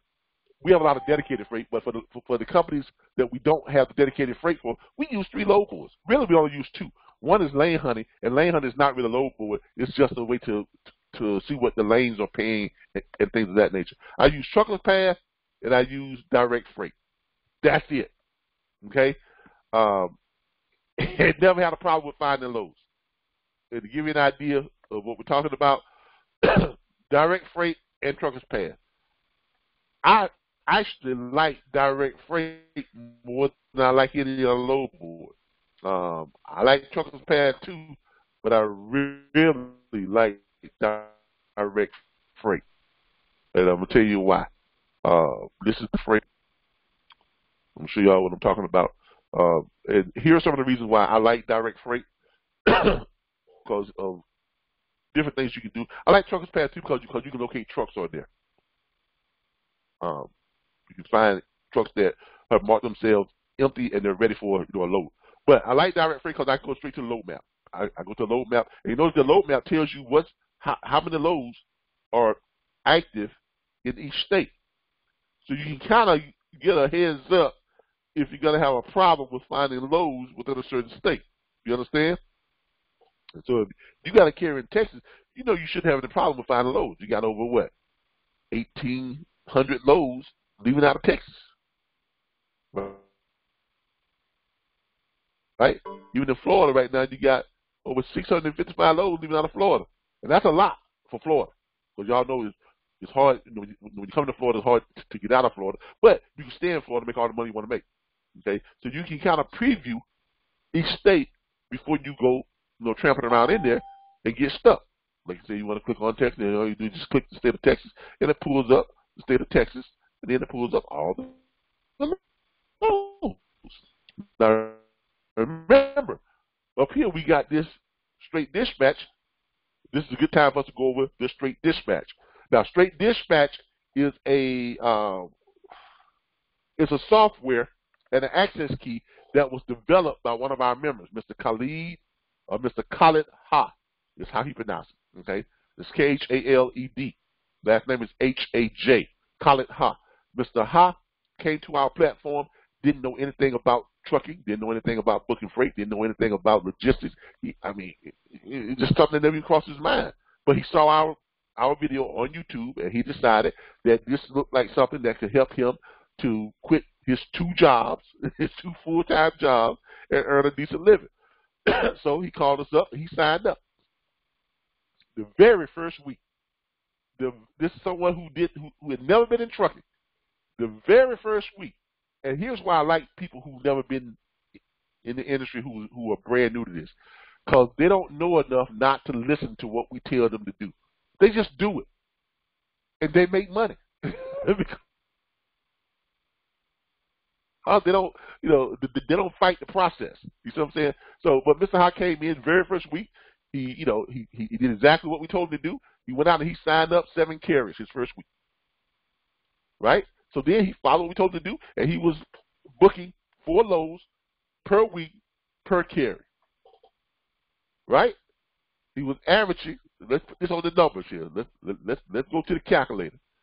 And this is really just easy to do. Okay? All right. Remember I told y'all how you can get to $250,000 real quick? All right.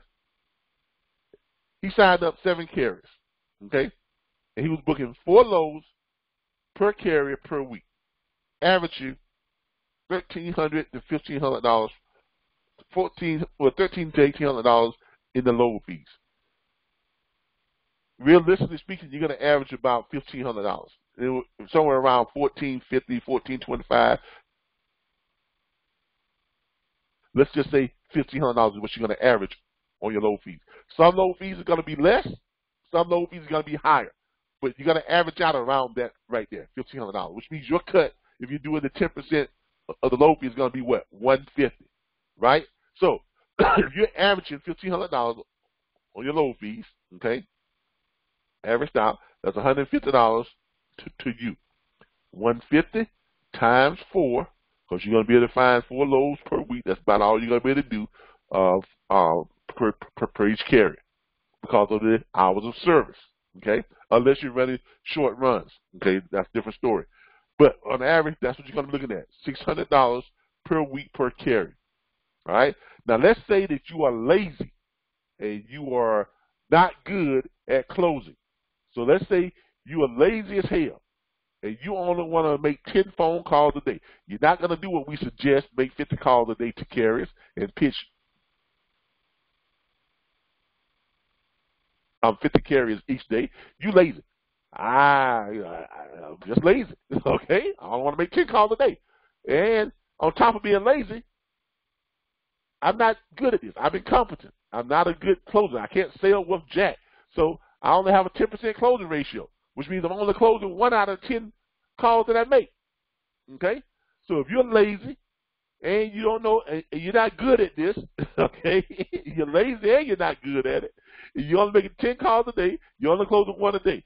And you only want to call 5 days a week. You don't want to work on the weekends. You only want to call 5 days a week. That means you're what? You're signing up what? 5 carriers per week, right? All right. So you're signing up 5 carriers per week.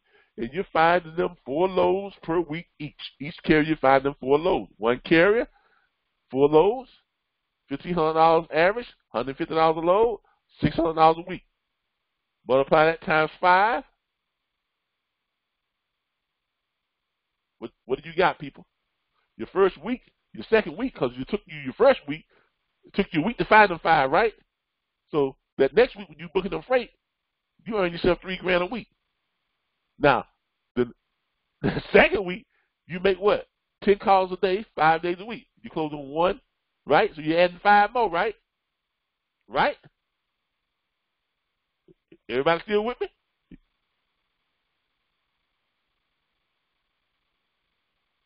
Is everybody still there?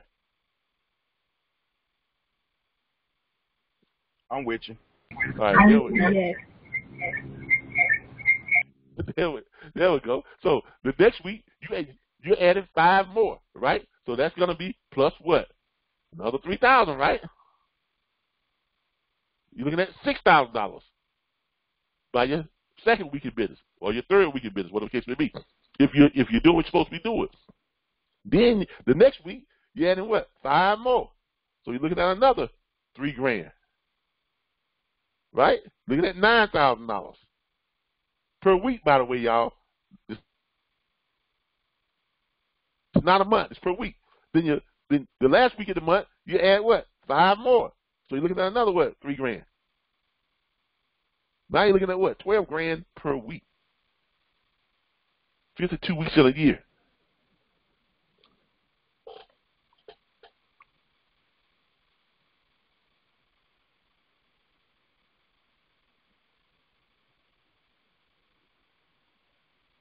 Any of y'all think y'all in the wrong business? Yeah, that's a real good number. And that's a real number. The reason why is all you got to do is just follow the steps. Stay focused. How many carriers is that? That's just 20 carriers because you added 5 each week. And remember now, this is you making 10 phone calls a day because you're lazy. And you're incompetent on top of that. So you're only closing 1 out of 10. Now, if you learn this script the way you should be learning it and pitching it the way you should be pitching it, you should have a minimum 5 out of 10 closing ratio. If you get good at it, 7 out of 10. But this is the case you just incompetent and you lazy. You're only making 10 phone calls a day. You're only closing 1 out of the 10 you call, and you're only working Monday through Friday. You don't want to work on Saturdays or Sundays. Any of you all think you can't close 1 out of 10 people 1 out of 10 owner operators you call with the script that we provide you with? Is there anybody who thinks that they cannot close 1 out of 10? You don't have to beat yourself up to be successful in this industry. But what you do have to do is be committed and just stay focused. Because here's what threw a lot of people off. You all are going to get out there and you're going to hear people talking about lane rates and people talking about, how to calculate this and how to calculate that. People got to be asking you, what's the average fuel cost right now? What's the lane from California or the southeastern lane paying right now? Who gives a jack squat? It don't mean nothing. It ain't gonna help you make no money. It ain't gonna help you close no more carriers. It's not gonna help you find any more freight that's paying what the carrier wants to be paid. Your only job, the only thing you need to be focused on is learning the script and finding the loads that your carrier is requesting. What the lane rates are paying, what the cents per mile is from Georgia to whoever else is, what the average rates, none of that don't mean a hill of beans. So in other words, all that is just what? It's noise. You all are going to have to learn how to ground out the noise and focus on what's relevant. And the only thing that's relevant is calling up the carriers, making the pitch, getting the carrier to sign your dispatch agreement, send them the profile sheet, have them fill it out.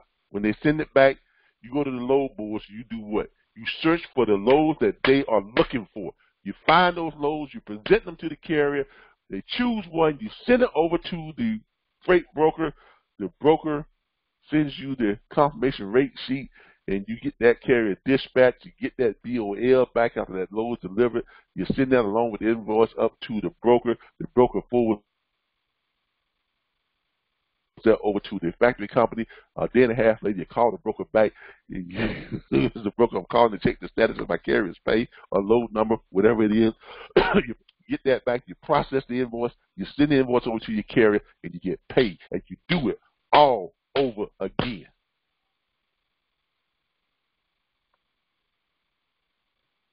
Everything else is just BS. Everything else is just window dressing. It don't mean nothing. It ain't got nothing to do with you. Okay? All that other stuff you all hear in the industry is just distraction. That's all it is. It don't concern you. Concentrate on making money. Simple as that. Finding loads, signing up carriers, in this order. Pitching carriers, signing up carriers, finding loads, processing the paperwork, making money. That's it. I have a question. Yes, ma'am. You were talking about getting paid in the factoring company. Am I correct in that you said to use the broker's factoring company? Well, whether you want to use a broker's factoring company or not, that's what you're going to be using. Because there's not a broker in this industry who does not have factoring. Mm-hmm. So the broker is the one who decides ultimately where to send what? That load to be factored to. Why? Because the broker is the one that's got to get paid. It's got to make their money, right? Now, I don't know any broker that's willing to wait 30 days, 90 days, 60 days, 120 days for the shipper to pay out on a load. Right? So every broker has a factoring company. And so we would just tell the driver to use the broker's factoring company. So then when the broker, just tell the driver. Yeah, tell the driver that. You can just tell the driver, say, hey, the broker's factoring company is going to cut you a check, or in terms that they will understand, the broker has quick pay. Now, someone will say, well, can I get advance pay and all that? Look, man, you got quick pay. They'll pay you within 2 days, within 2 to 3 days. Okay? Okay. Now, if you start getting these carriers asking about advance pay and can I get half the pay up front and all this other stuff, this and that, you know what I tell those carriers? Bye. That's what I tell them. Because I ain't got time to be dealing with all that mess. I'll be honest with you. I ain't going to be honest with you. I'm going to be honest with you. Okay, now, if you come into this business needing loans, you get paid up front, you're in the wrong business. Yeah, that's a sign of bad business. Exactly. That's a carrier you don't want to be dealing with. That's just me and from my experience, that's a carrier you don't want to be messed up with, as my mom used to tell me. That's somebody you don't want to be messed up with. You know what I'm saying? Well, word is, y'all know what I'm talking about. Word is, that's somebody you don't want to be messed up with. Okay? So, look, my advice to you all is this. Stick with flatbed, reefers, dry vans, and auto haulers. Okay? All this other stuff, hot shots, splinter vans, cargo vans, all box trucks and all that type of stuff. You're just wasting your time. You're spinning your wheels. Because 90% of the time, those types of carriers, they are very picky and finicky about what they want to run, where they want to go, and this and that. And you ain't got time for that. Especially when you got dry vans, flatbeds, and reefers, running all over the country, picking up freight. They ain't giving you no problems. Well, I ain't going to say no problem, but they ain't giving me not near as many problems as these hot shots, box trucks, splitter vans, and that type of stuff. Man, that's just a headache you don't want. And while you're spending time with their headache and catering to their baby needs, you're missing out on real money. Okay? That's just my advice to you. You all can take it or you can leave it, because when it's all said and done, we are just your consultants. You don't work for us. All we can do is give you advice. But money is easy to make in this industry if you focus on what needs to be focused on. If you stay focused, okay. If you stay focused, it's not hard to make this kind of money. It really is not. Okay. All right.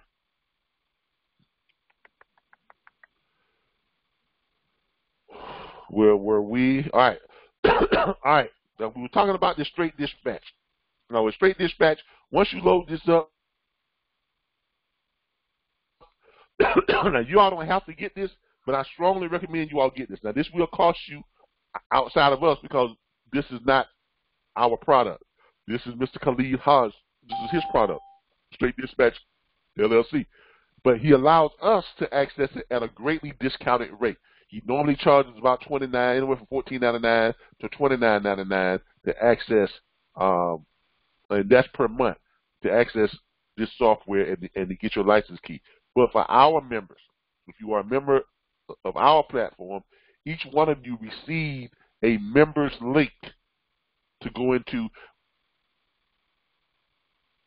When you sign up for it using that members link, you all get it for $9.99 per month. And then we give you another discount on top of that within our platform. So we cut your $39.95 per month down to $34.50. We give you $4.99 off to offset that. So that means that your out-of-pocket cost really for the straight dispatch is only $4.50 per month. Okay? So, and we do this because this software allows you to search load boards faster. Just imagine you got a carrier that has in their criteria $3 per mile is what they need a minimum of. And you go in and you put that in your settings, and you put your highlight color to red or green. I'm going to put blue for this purposes here. Then you click save. Now, once that is saved, you're going to go in here, and then you're going to search for loads.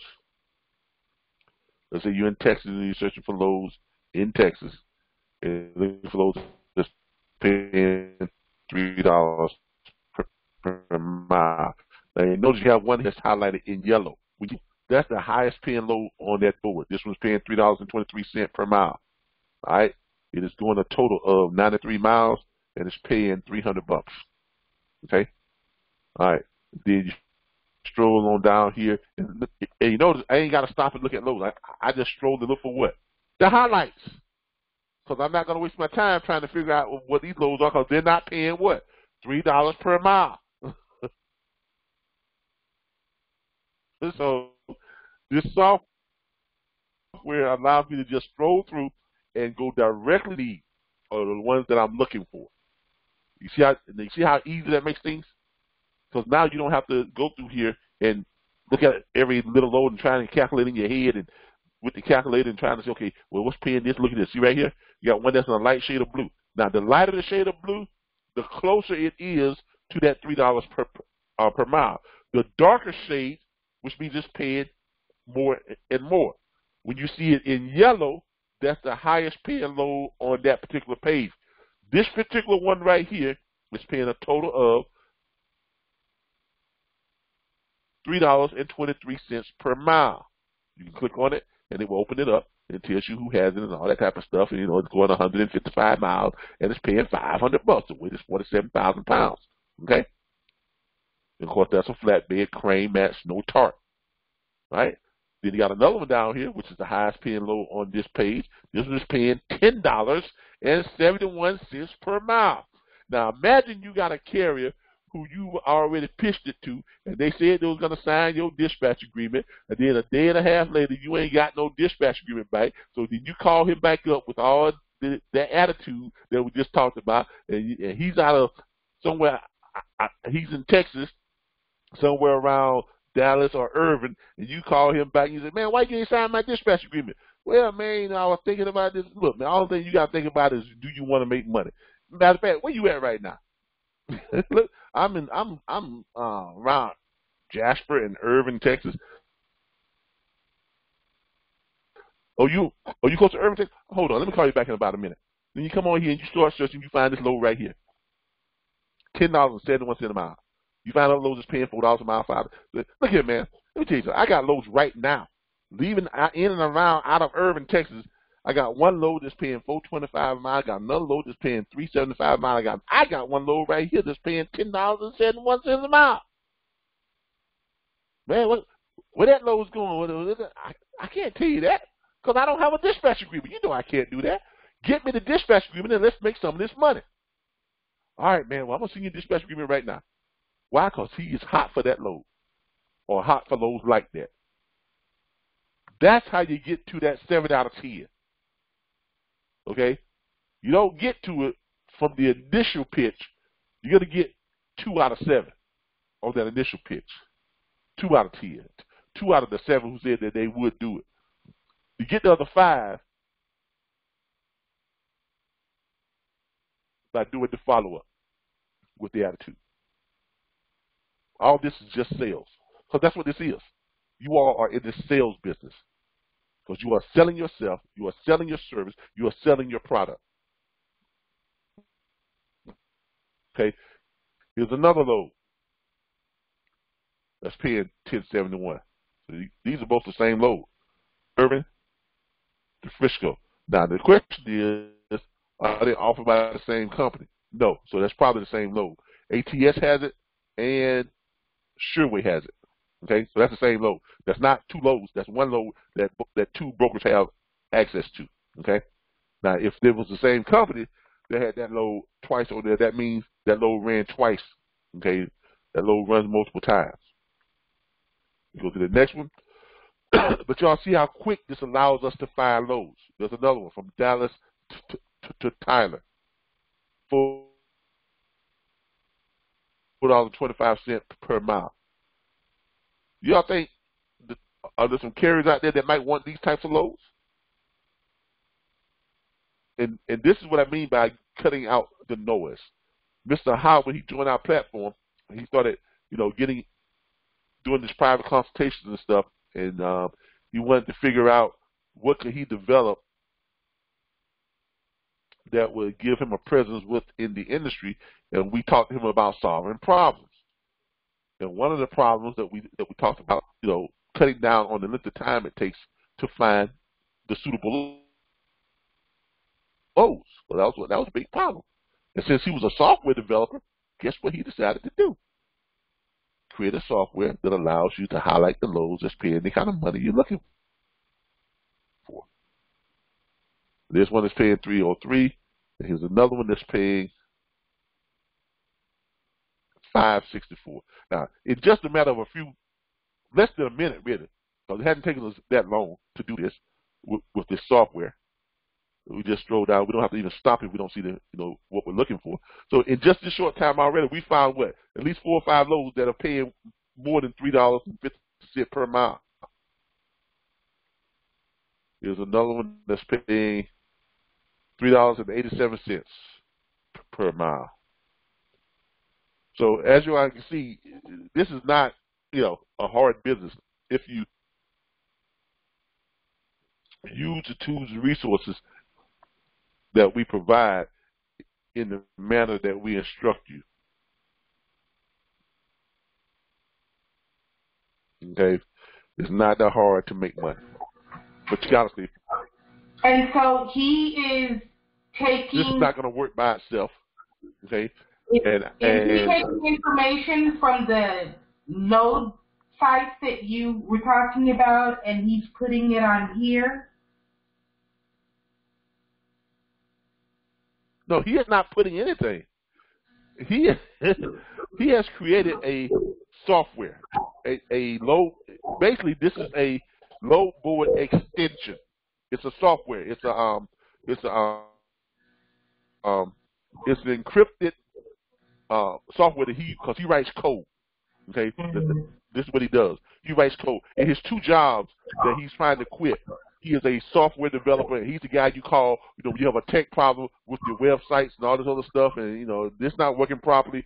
He goes in and, takes over your computer and does his stuff and writes the codes and get it back working right. Okay?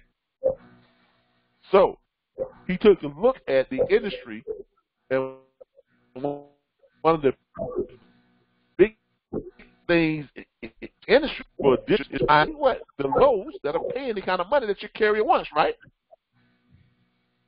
Mm-hmm. So what he did was he wrote software, right, that would allow you to upload it to Mozilla Firefox, and it's compatible with the load boards that you send in to him, and you want to make it right now. It's compatible with that Truckers Path 123, Direct Freight, and a couple of others. But if you want it to be compatible with something that you're using, just go up here where it says Request a Load Board. You click that, and then you basically just send him the link to the load board, and then he'll work on making this software compatible with whatever load board you send in. Okay, but this is a extension. This is not something that's part of the regular load board. This is an extension that he created that would allow you to. It highlights the loads that are posted already on the load board, but it highlights the ones that is paying the kind of money you are looking for. You go in and you put in what you're looking for: $3 per mile, $2 per mile, $4 per mile, and you put in your highlight color, whatever color you want it to be highlighted in. Okay? When you do that, if you click Save, it is going to then highlight the loads, and see it change to red. It's going to highlight the loads that are paying the kind of money you are looking for, or better. So therefore, you don't have to go through here and go like, okay, let's see what this load is paying $700. I got to look over here and see how many miles this is. I got to divide 620 by 700, and that's a waste. You got to be here all day trying to do that on every single. You see what I'm saying? But then you got to figure out, well, shoot, that load don't work because that's only paying $1.83 per mile. Let me go to the next one. Now, all you do is you just scroll down and look for the highlighted colors. And it's highlighted, it's paying what you want or more, right?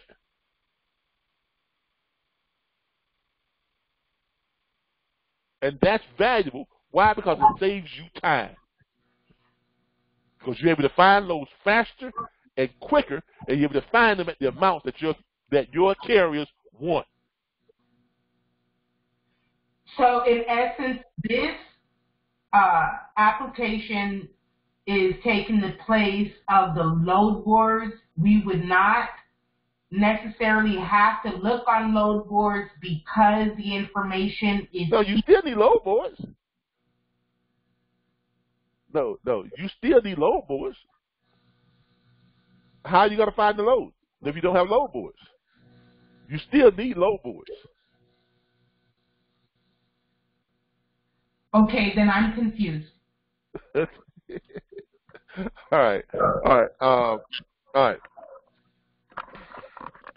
As an independent dispatcher, okay, there's a difference between a dispatcher and a freight broker. Okay, freight brokers, right? They take ownership of freight. This is why they must have a bond. This is why they must have anywhere from $850,000 to $1.2 million of insurance. This is why they must have an authority. This is why freight brokers have to spend anywhere between $5,000 and $12,000 just to be in business, and they have to spend $800 to $1,000 every quarter on their bond payment, and they have to make a payment of $320 to $360 a month for the insurance, on top of the $3,600 that they put down for the insurance, and on top of the $2,500 to $10,000 that they put down on their bond. They have to pay all that money because they have to have an authority, they have to have insurance, and they have to have a bond. Why? Because they can take ownership of freight. When they call up a shipper and they negotiate with a shipper may tell them, I got 10,000 loads that I would give you ownership of, and 7,000 or 5,000 of those loads, I can pay you $8 to $10 per mile. 2,500 of those loads, I can pay you $1.10, $1.50 per mile. The other 2,500, I can pay you $5 to $8 per mile. Now that broker can then take those loads. He has ownership of them. He can post them on load boards. He can put them on the side of trucks. He can put them on social media. He can take them and throw them out there and see who sticks to them. Anything he can do to get a carrier to grab those loads and then run those loads.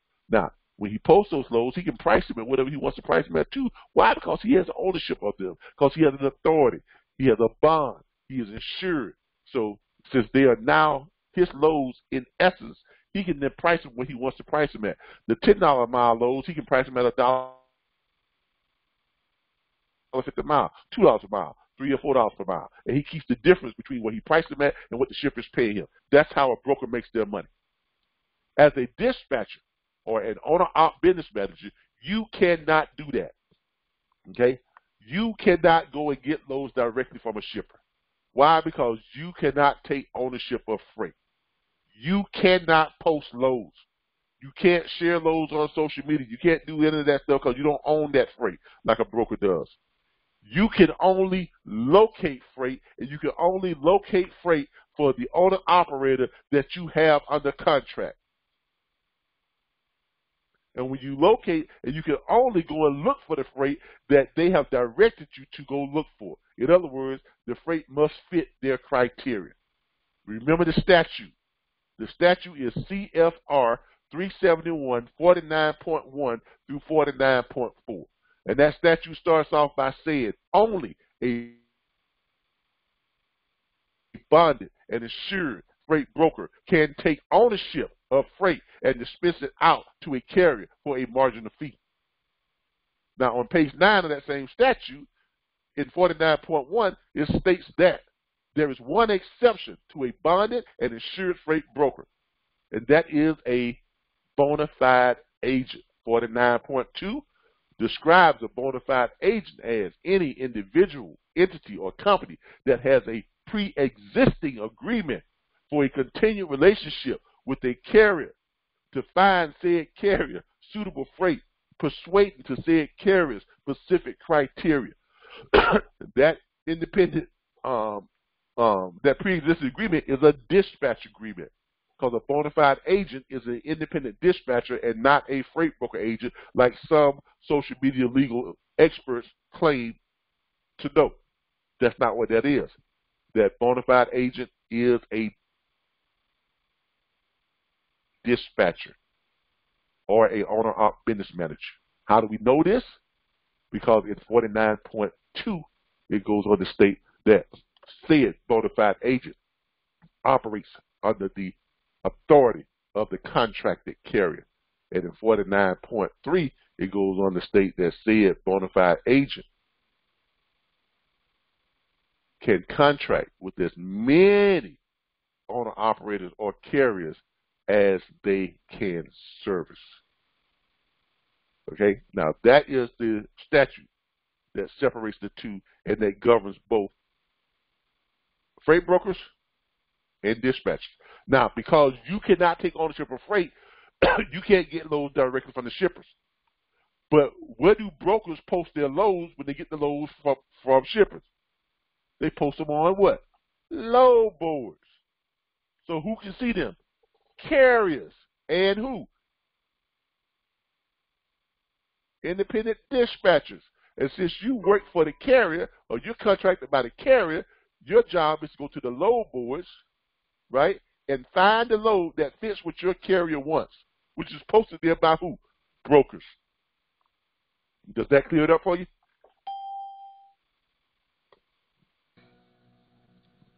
No, not at all. The question no, I'm so sorry. All right. So what? We need to have a private conversation because you could save your voice. You could. You do a lot of talking. Okay. What's your question then? What's your question? The question was the difference between what I'm looking at right now and a load board. This is a load board. There. Then that was the answer. 5 minutes later. We're going to have a private conversation. Yes. Because you asked me, did you not ask me, does this replace load board? My initial question was, is that not what you said? His information that he's putting here from the load board. You know, and then you went into your answer on that one. And in that sense, it's I'm sorry. Your initial question was, does this replace load boards? That was your initial question. Now, after this is over with, I can run this back and play it for you 10 times. And your initial question was, does this, what he has here, replace load boards? And my answer was, no. This simply shows you the loads that are paying the amount of money you need on the load boards. That was your initial question. That was my initial. That was the answer. Then you asked another question, right? About what are the differences between the two. So I explained what the differences are, because I need to go back and explain to you what the statute is so that you can get a clear understanding of what load boards are used for. Because the way your question was phrased to me. Now, if anybody else, heard something different, please let me know. Because the question I heard was, does this replace load boards? And then the follow-up question was, so, I am not intending to be antagonistic. I'm so sorry. I feel that I'm sounding antagonistic to you, like I'm just trying to antagonize you. I'm not. I'm just confused and looking for clarification, and I do appreciate the time. Jesus, you've probably been up since 4 o'clock this morning. So if he's saying that you talk a lot, it wasn't meaning that, oh, shut up, you talk too much. No, I'm saying, Jesus, you're hoarse. And I could have been wrong in the phrasing of my question, but thank you. I do appreciate your answers. Okay, but do you understand now?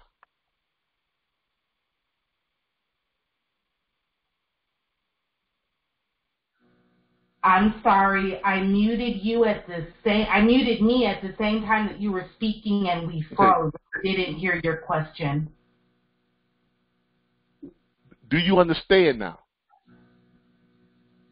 Yes, I do. Thank you. Okay. Is anyone else confused? Can you guys hear me? Yeah. So if I'm understanding correctly, it's basically a highlighter. So it's something that goes through, and as you pull up the load boards, you put in a certain search criteria. And what the tool does is it's an add-on. So what the tool does is it goes through and highlights the search criteria, whatever meets your search criteria. Yeah, that's exactly what it does. It is a load board extension or an add-on. It's an extension. That's all it is. So it's not the actual load board. As you can see here, it is an extension, and it goes on top of the load board. No, it's a load board extension. Yeah, that's why it's called the straight dispatch load board extension or the straight dispatch helper. Hence the name straight dispatch helper or straight dispatch load board extension. Okay, because you can also put down here because it calculates. You can put down here include deadhead, and then it will recalculate and tell you what the cents per mile is, and only put up loads that fits the cents per mile, including the deadhead miles. You get it? This doesn't replace load boards. It's a tool you use with load boards that allows you to be able to search load boards faster. And in this business, speed is everything. Because the more load is faster, you're going to be able to get back to your carrier before your carrier finds a load somewhere else, right?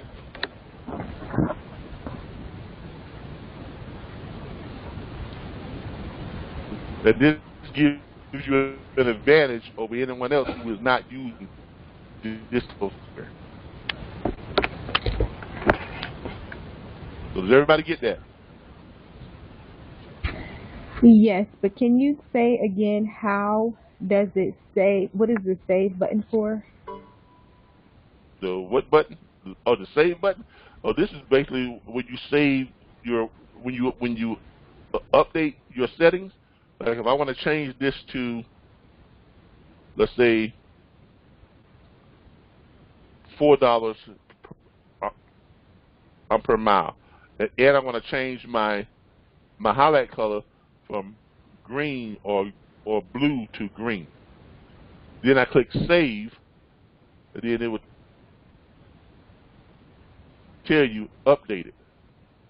You know, your settings, they've been updated, and you notice over here that the highlight color changed to green. Okay. Right? And it's only highlighting the ones that's paying what? $4 per mile or better now. You see what I'm saying? Okay. Mhm. All right. Let's not spend too much time on this because there's an entire video in your back office site, in your video library, entitled what? Straight dispatch. Okay. So that's what our videos are for. You all have access to all of them within your back office site. Which reminds me. All right. The other thing that I need to show you all is where you find your video library. Go down here where it says more button, drop down, click where it says video library. and it's going to, you'll be able to access your video library here. We are adding, I think, 7 more videos tonight. I think it's going to be 2 operational booking freight from home. 2 of them are going to be about 2 to 3 hours long, and the other ones are going to be your curriculum, the curriculum and training videos, which will either be, I think it'll be 1 or 2 orientations, and the rest will be the Tuesday night spot trainings and Wednesday Q&A. So we're going to be loading about 7 or 8 new videos tonight. But when you go to your video library, you're going to notice here that they're in a slide form, as you all can see. Okay, your first videos up top is going to be your live weekly training and curriculum videos. These are your ones that are going to be for your Tuesday night spot training, your orientation, and your Wednesday night Q&As. The second set of videos, somebody got a lot going on. Your second set of videos are going to be your operational training videos. Okay, these are the ones from your Saturday shows, which are about 2 to 3 hours long. Okay, your third set of videos are going to be your personal attention service videos. These are recorded live private consultations that our members have given us permission to record and to share. So y'all might want to go through those, because some of the stuff that they are looking at and talking about, things that we are discussing with them, they may concern you all, or maybe something that you all may have some of the same questions or stuff that they had. But then everything else is going to be just our branding videos, some advertisements, and things of that nature. Now, if you want to know how to find a certain video, it's not that hard. The pictures themselves are representative of what the video is about. Okay, mostly, like you see where it says online invoicing. What's that about? That's about invoicing. Of course, underneath it, there's a short read about what this video is about on this episode. Okay, so the pictures themselves, if you kind of look at the pictures, it kind of tells you what that is about. If that's not clear enough, just read the little short extension underneath it, and it will pretty much tell you what's within that video. If you see something on here that right here that has the central dispatch, that's about central dispatch. That's auto hauler. If you want to know more about the straight dispatch, this is it right here. No game changer, Mr. Khaled Ha. Okay, this is the guy that created the straight dispatch. So we had him as a guest speaker on that one. How to automate your business, how to build your business if you're looking for something like that, how to increase your business, how to hire your sub-dispatchers and things of that nature. That's obviously about the auto hauler. Why? Because you got a big old auto haul truck up there that's carrying cars. A whole bunch of them. When you come down here, you see the title of it, How to Make $1,000 a Day Dispatching Auto Haul Freight. Finding dedicated lanes. That's self-explanatory. So, all of your videos are going to be, pretty much indicative of what you're seeing here. So if you want to look for the one that talks about the perfect pitch, where we had the guy who was hostile and he wound up signing up anyway, this is it. So if you want to learn how to deliver the pitch, watch this video, okay, where it says good salespeople, great ones, $200,000+ a year, $21,000 a year, or $25,000 a year versus this, and the difference in that is how good of a salesperson you are, because this is sales. Let's remember that this is sales. Okay, so those are your videos. You got more than 150 of them on here. A lot of videos. When you click on one of them, basically it opens up a placement holder, tells you about it, and then you have all your other videos that are listed down here below. You can run through them while you're waiting and watch some of those other ones too. So, but these are your videos, and you can play them, right on and within your back office site. All right. The other area that we have for you is going to be your logistics library. Okay, your logistics library, in case you run across some type of term or someone says something to you, and you quite don't, they're using some type of trucking jargon or shipper's lingo or whatever the case may be, you all will be able to come to your logistics library if you're looking for a dictionary of trucking terms or shipper's dictionary or terminology or glossary of terms, whatever the case may be. Just click on here. If you're looking for a certain things like what's LTL freight or something like that. What's LTL, and you just click, just type that in, and you click search, and it should pull up to tell you right there. LTL means less than truckload, or LTL carrier. It gives you the definition of it right there on the spot. So you won't feel so inadequately when you're talking about when people are throwing out these phrases and stuff. You all can quickly go and look them up, and then be in the conversation and be relevant. Okay, it helps you to look more informed than you might really be. You're also going to have logistics 101. These are different topics and stuff that you can pull up and learn about and read about. You know, Air Express England, freight shipping from Canada and Mexico into the U.S., freight shipping facts and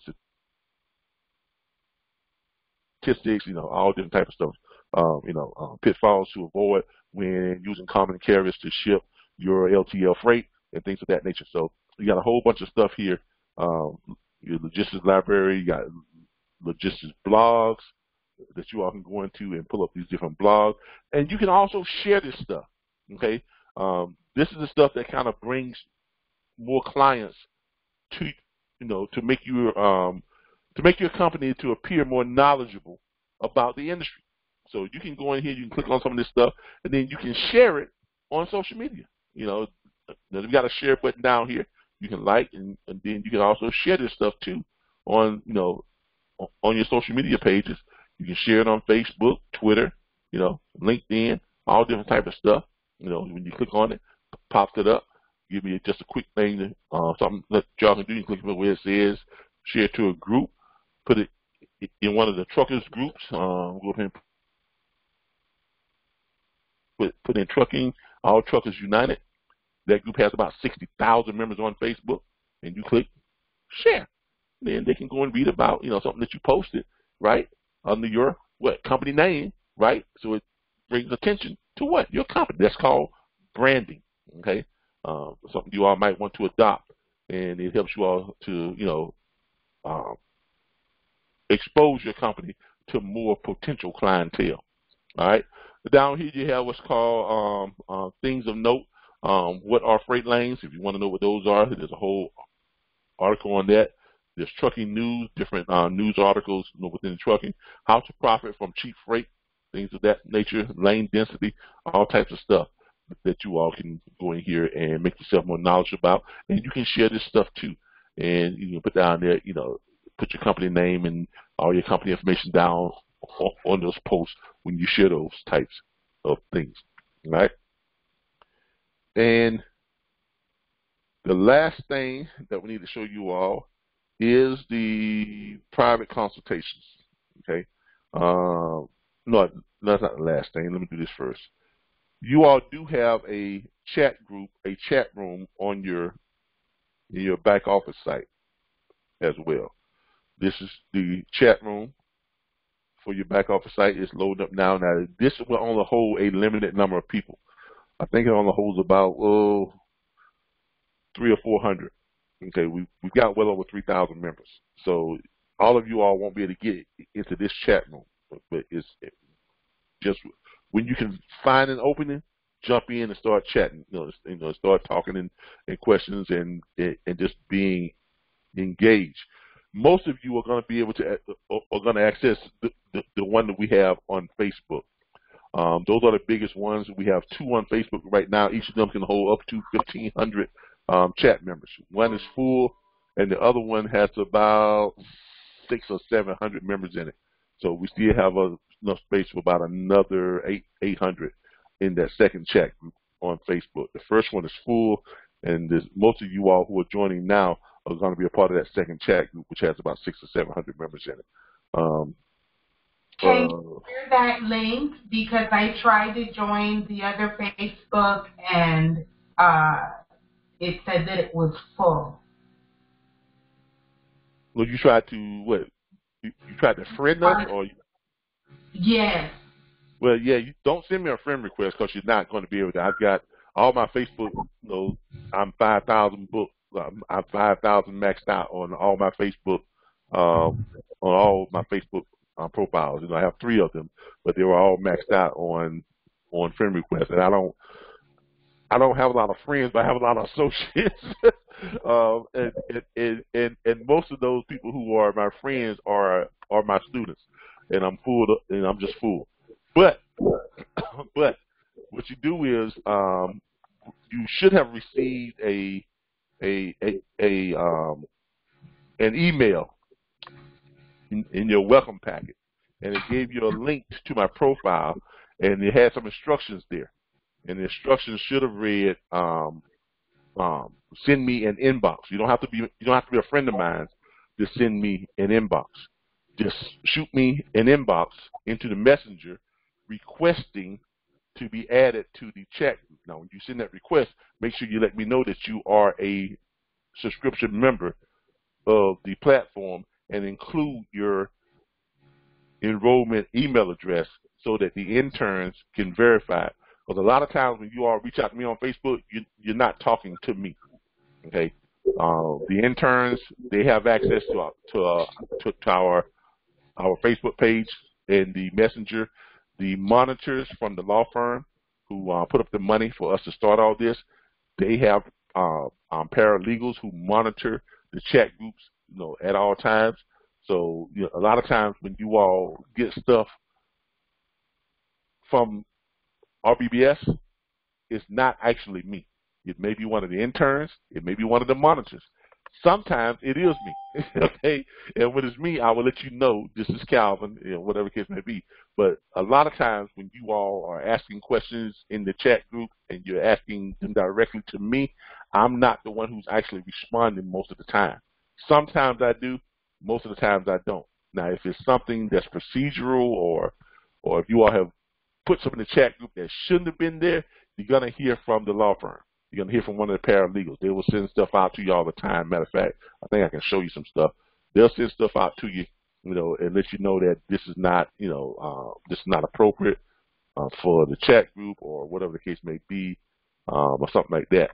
But when you send over your messages, just send me a message in either one of the profiles that we gave you the link to. And when you send that message over, I'll receive it. And then one of the interns, they will respond to it by either asking you for your enrollment email address, and then they will go ahead and check your enrollment to verify that you are an enrolled member, and then they will add you to their chat group. This one is full. This one right here. As y'all can see, this one is full. I mean, it's just a lot of people there. But as you can see, it's very active. Like that's improper. That should have never been added to the chat group. And as you can see here, one of the paralegals, and they responded to it. Good morning, members. My name is Lisa Perry. I am a paralegal for the law firm Howard Justice Esquire Justice Law Firm PA. We share access to and monitor all social media activities for Mr. Butler, the RBBS Logistics Learning Centers, and RBBS Transport LLC. Our function serves to protect the brand and interests of the board of directors and the investors board for the aforementioned. Yeah, that's definitely paralegal.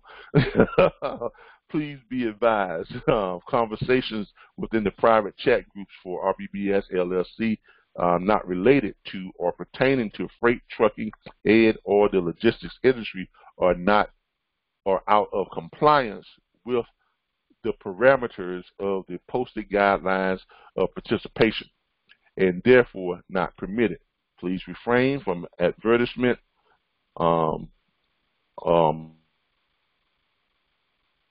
posts of unrelated industry products and services or political ideology. It is our goal to ensure a harmonious, productive training and support experience for all members. Thank you.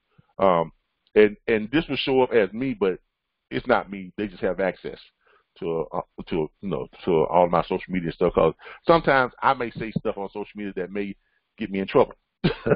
So they'll remind me sometimes, like here's something else that somebody posted. Now, if you notice, these people that posted this stuff, they were temporarily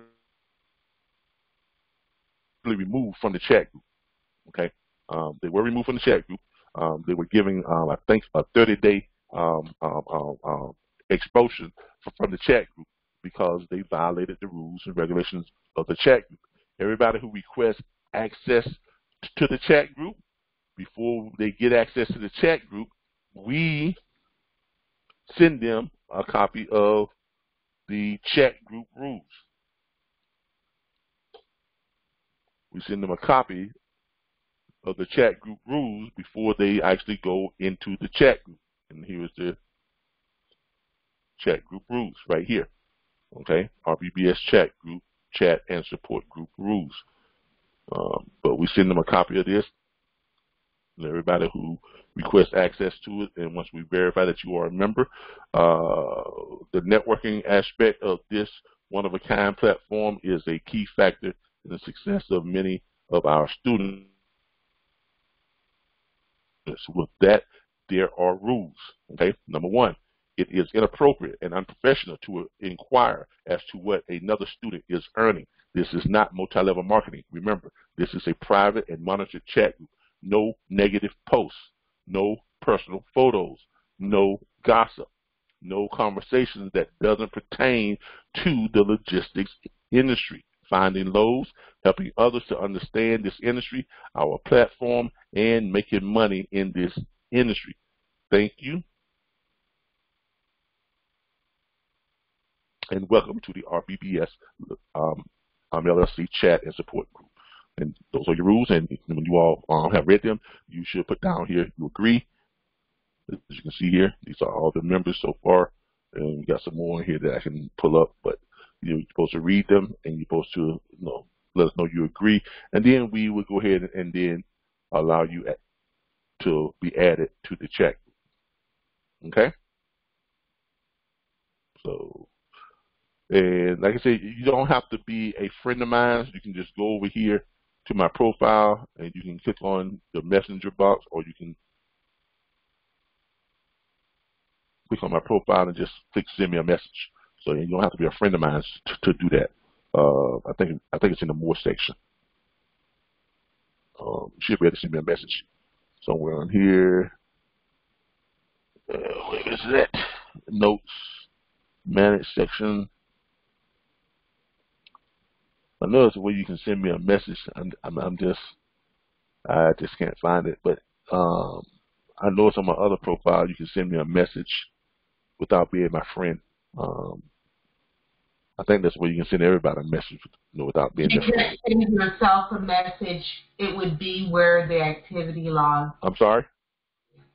For us, okay. Right there, you're at on the activity logs, that's where it would be, but you can't send yourself a message. Oh, okay. Yeah, okay. But that makes sense. That makes sense. Okay. But yeah, just send me a message, and then either one of the interns will, they'll get it, and they will review your request and get you added to the chat. Okay. All right. All right. Let's wrap this up. And we wrap this up with.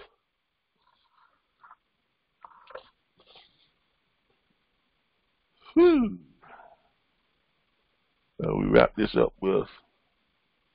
So for clarification, right now we cannot access that portion until we get approval, and you will send us, or someone on your staff would send us an email approving us, and then we would be able to.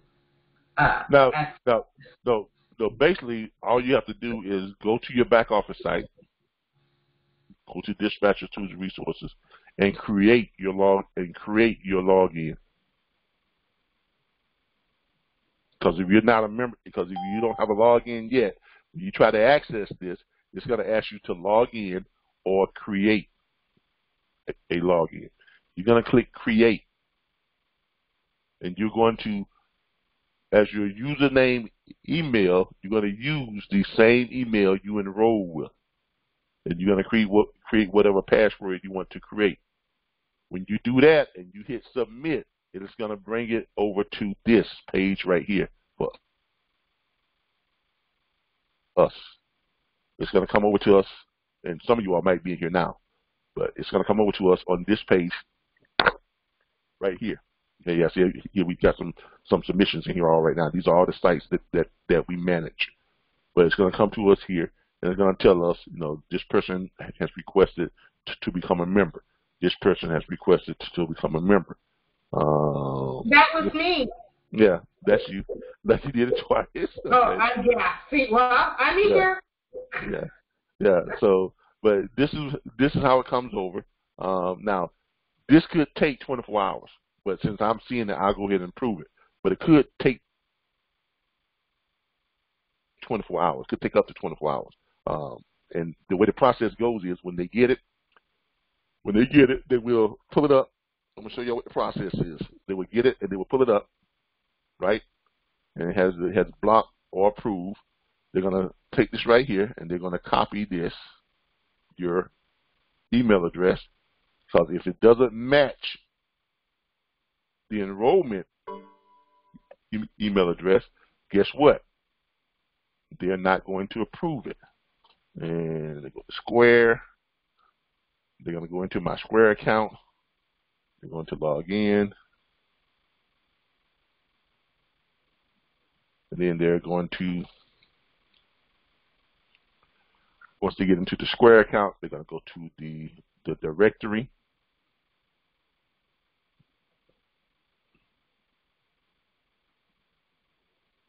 Once they go to the Square account, they're going to go to customers. They're going to go to the directory. They're going to paste your in, and it's going to look to see if this person is actually a member. But once they see that, they're going to go back, and then they're going to hit approve, and then they're going to send you a message that's going to say access granted.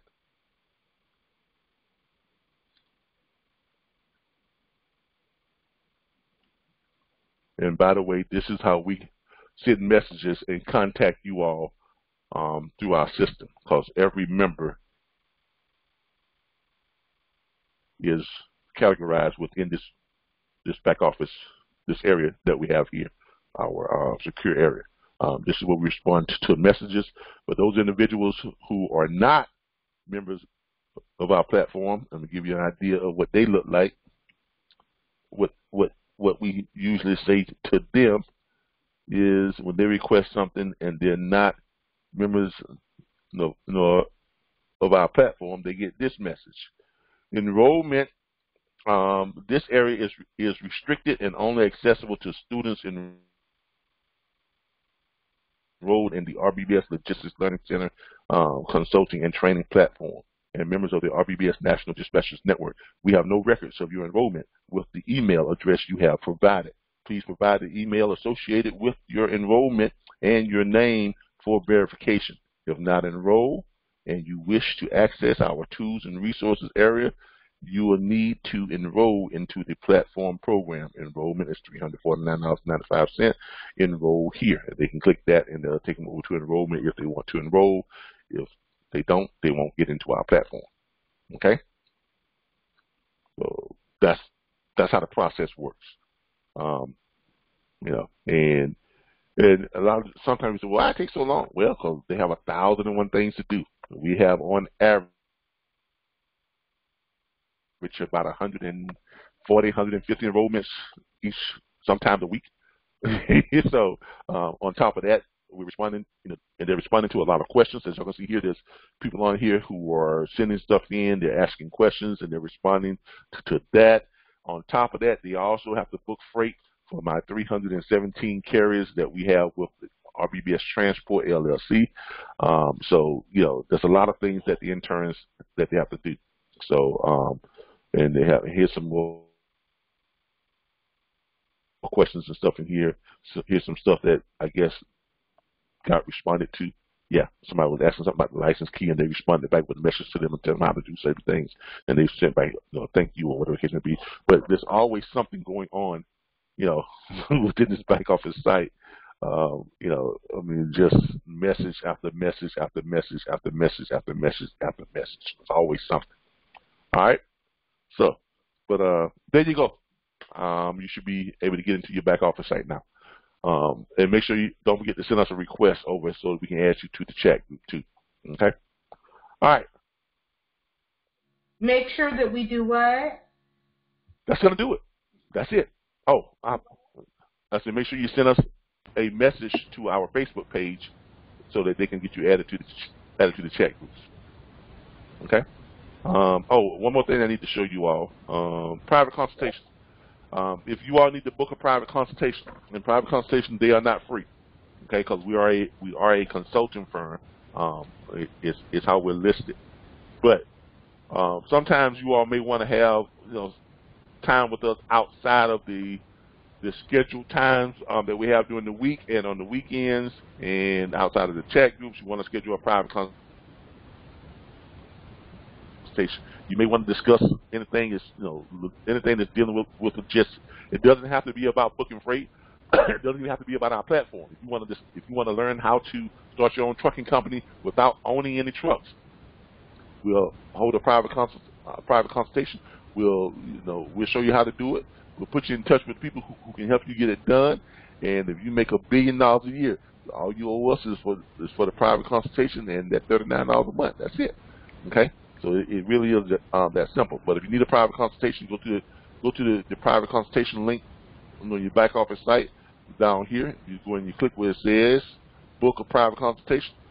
That'll take you over to our consultation booking site, and you can book one of the private consultations. If you are a member, if you are a subscription member, you get half off. If you are not a subscription member, an hour consultation is $100 per hour, or $50 for a half hour. If you are a member, it is $50 an hour and $25 for a half hour. So you can click one of these, and it will take you over to the consultation booking area. So you can book a consultation, and it will let you know what days are available and what's added, and what times that are still available on those dates. We don't do consultations on Thursday, Friday, Saturday, or Sunday. Consultations are only on Monday, Tuesdays, and Wednesdays from 9 a.m. to 5 p.m. Okay? So just keep that in mind. All right. That's it. All right. I'll spend enough time with you all for a Monday night. Orientations are usually long because, like I said, we have a lot to go over, and as we add more and more stuff, as we go along, they're only going to get longer. That's why we only have them every other week now. We may even go to the point to where we have orientation once a month, but as of right now, we have them every other Monday. So next Monday there would not be an orientation, and one of the reasons is why, because you can access all our orientation videos on YouTube. You can just go to RBBS Orientations. You click on it on YouTube, and you'll be able to pull up all our orientations. And they're basically all the same, okay? Unless something drastically has changed, okay? But they're basically going to be the same unless something changes from one week to the next. So you can pull up all our orientations. My advice is if you're looking for an orientation, go and click on the latest one, which right now is on here at 7.0, but we're adding 8.0, 9.0, and this will be orientation number 10. So you'll have some more on here after tonight, and but these are they're basically all the same. So you watch one orientation, it's just as good as another one. Some may be a little bit longer because people ask questions and things of that nature. It may have to explain some things, but they generally are about anywhere from an hour and a half to 2 hours long. Okay? All right. Hey, Calvin, I don't have a question, but I want to ask something real quick. Yep. As far as the straight dispatch is concerned, I found out that it doesn't work unless you have like a desktop. I was trying to use my iPad. The straight dispatch. Oh, straight dispatch. Yeah, it's not going to work on a phone. It does work on a tablet, but it has to be a tablet that's desktop compatible. Like this is a tablet. Like what y'all see me on right now. This is actually it's a tablet that can be converted into a laptop. Okay. So you're saying like the Surface would work, but not an iPad? iPads probably won't work because it's working on the iOS, like the same thing as your iPhone. Yes. You understand what I'm saying? It's working on the same type of technology as your iPhone, and the straight dispatch does not work on a phone. So it basically has to be Windows. I mean, it can be, you know, an Apple, but it can't be the mobile version. You understand what I'm saying? And the tablets work on the mobile. They work on the mobile platform, just like your phone does.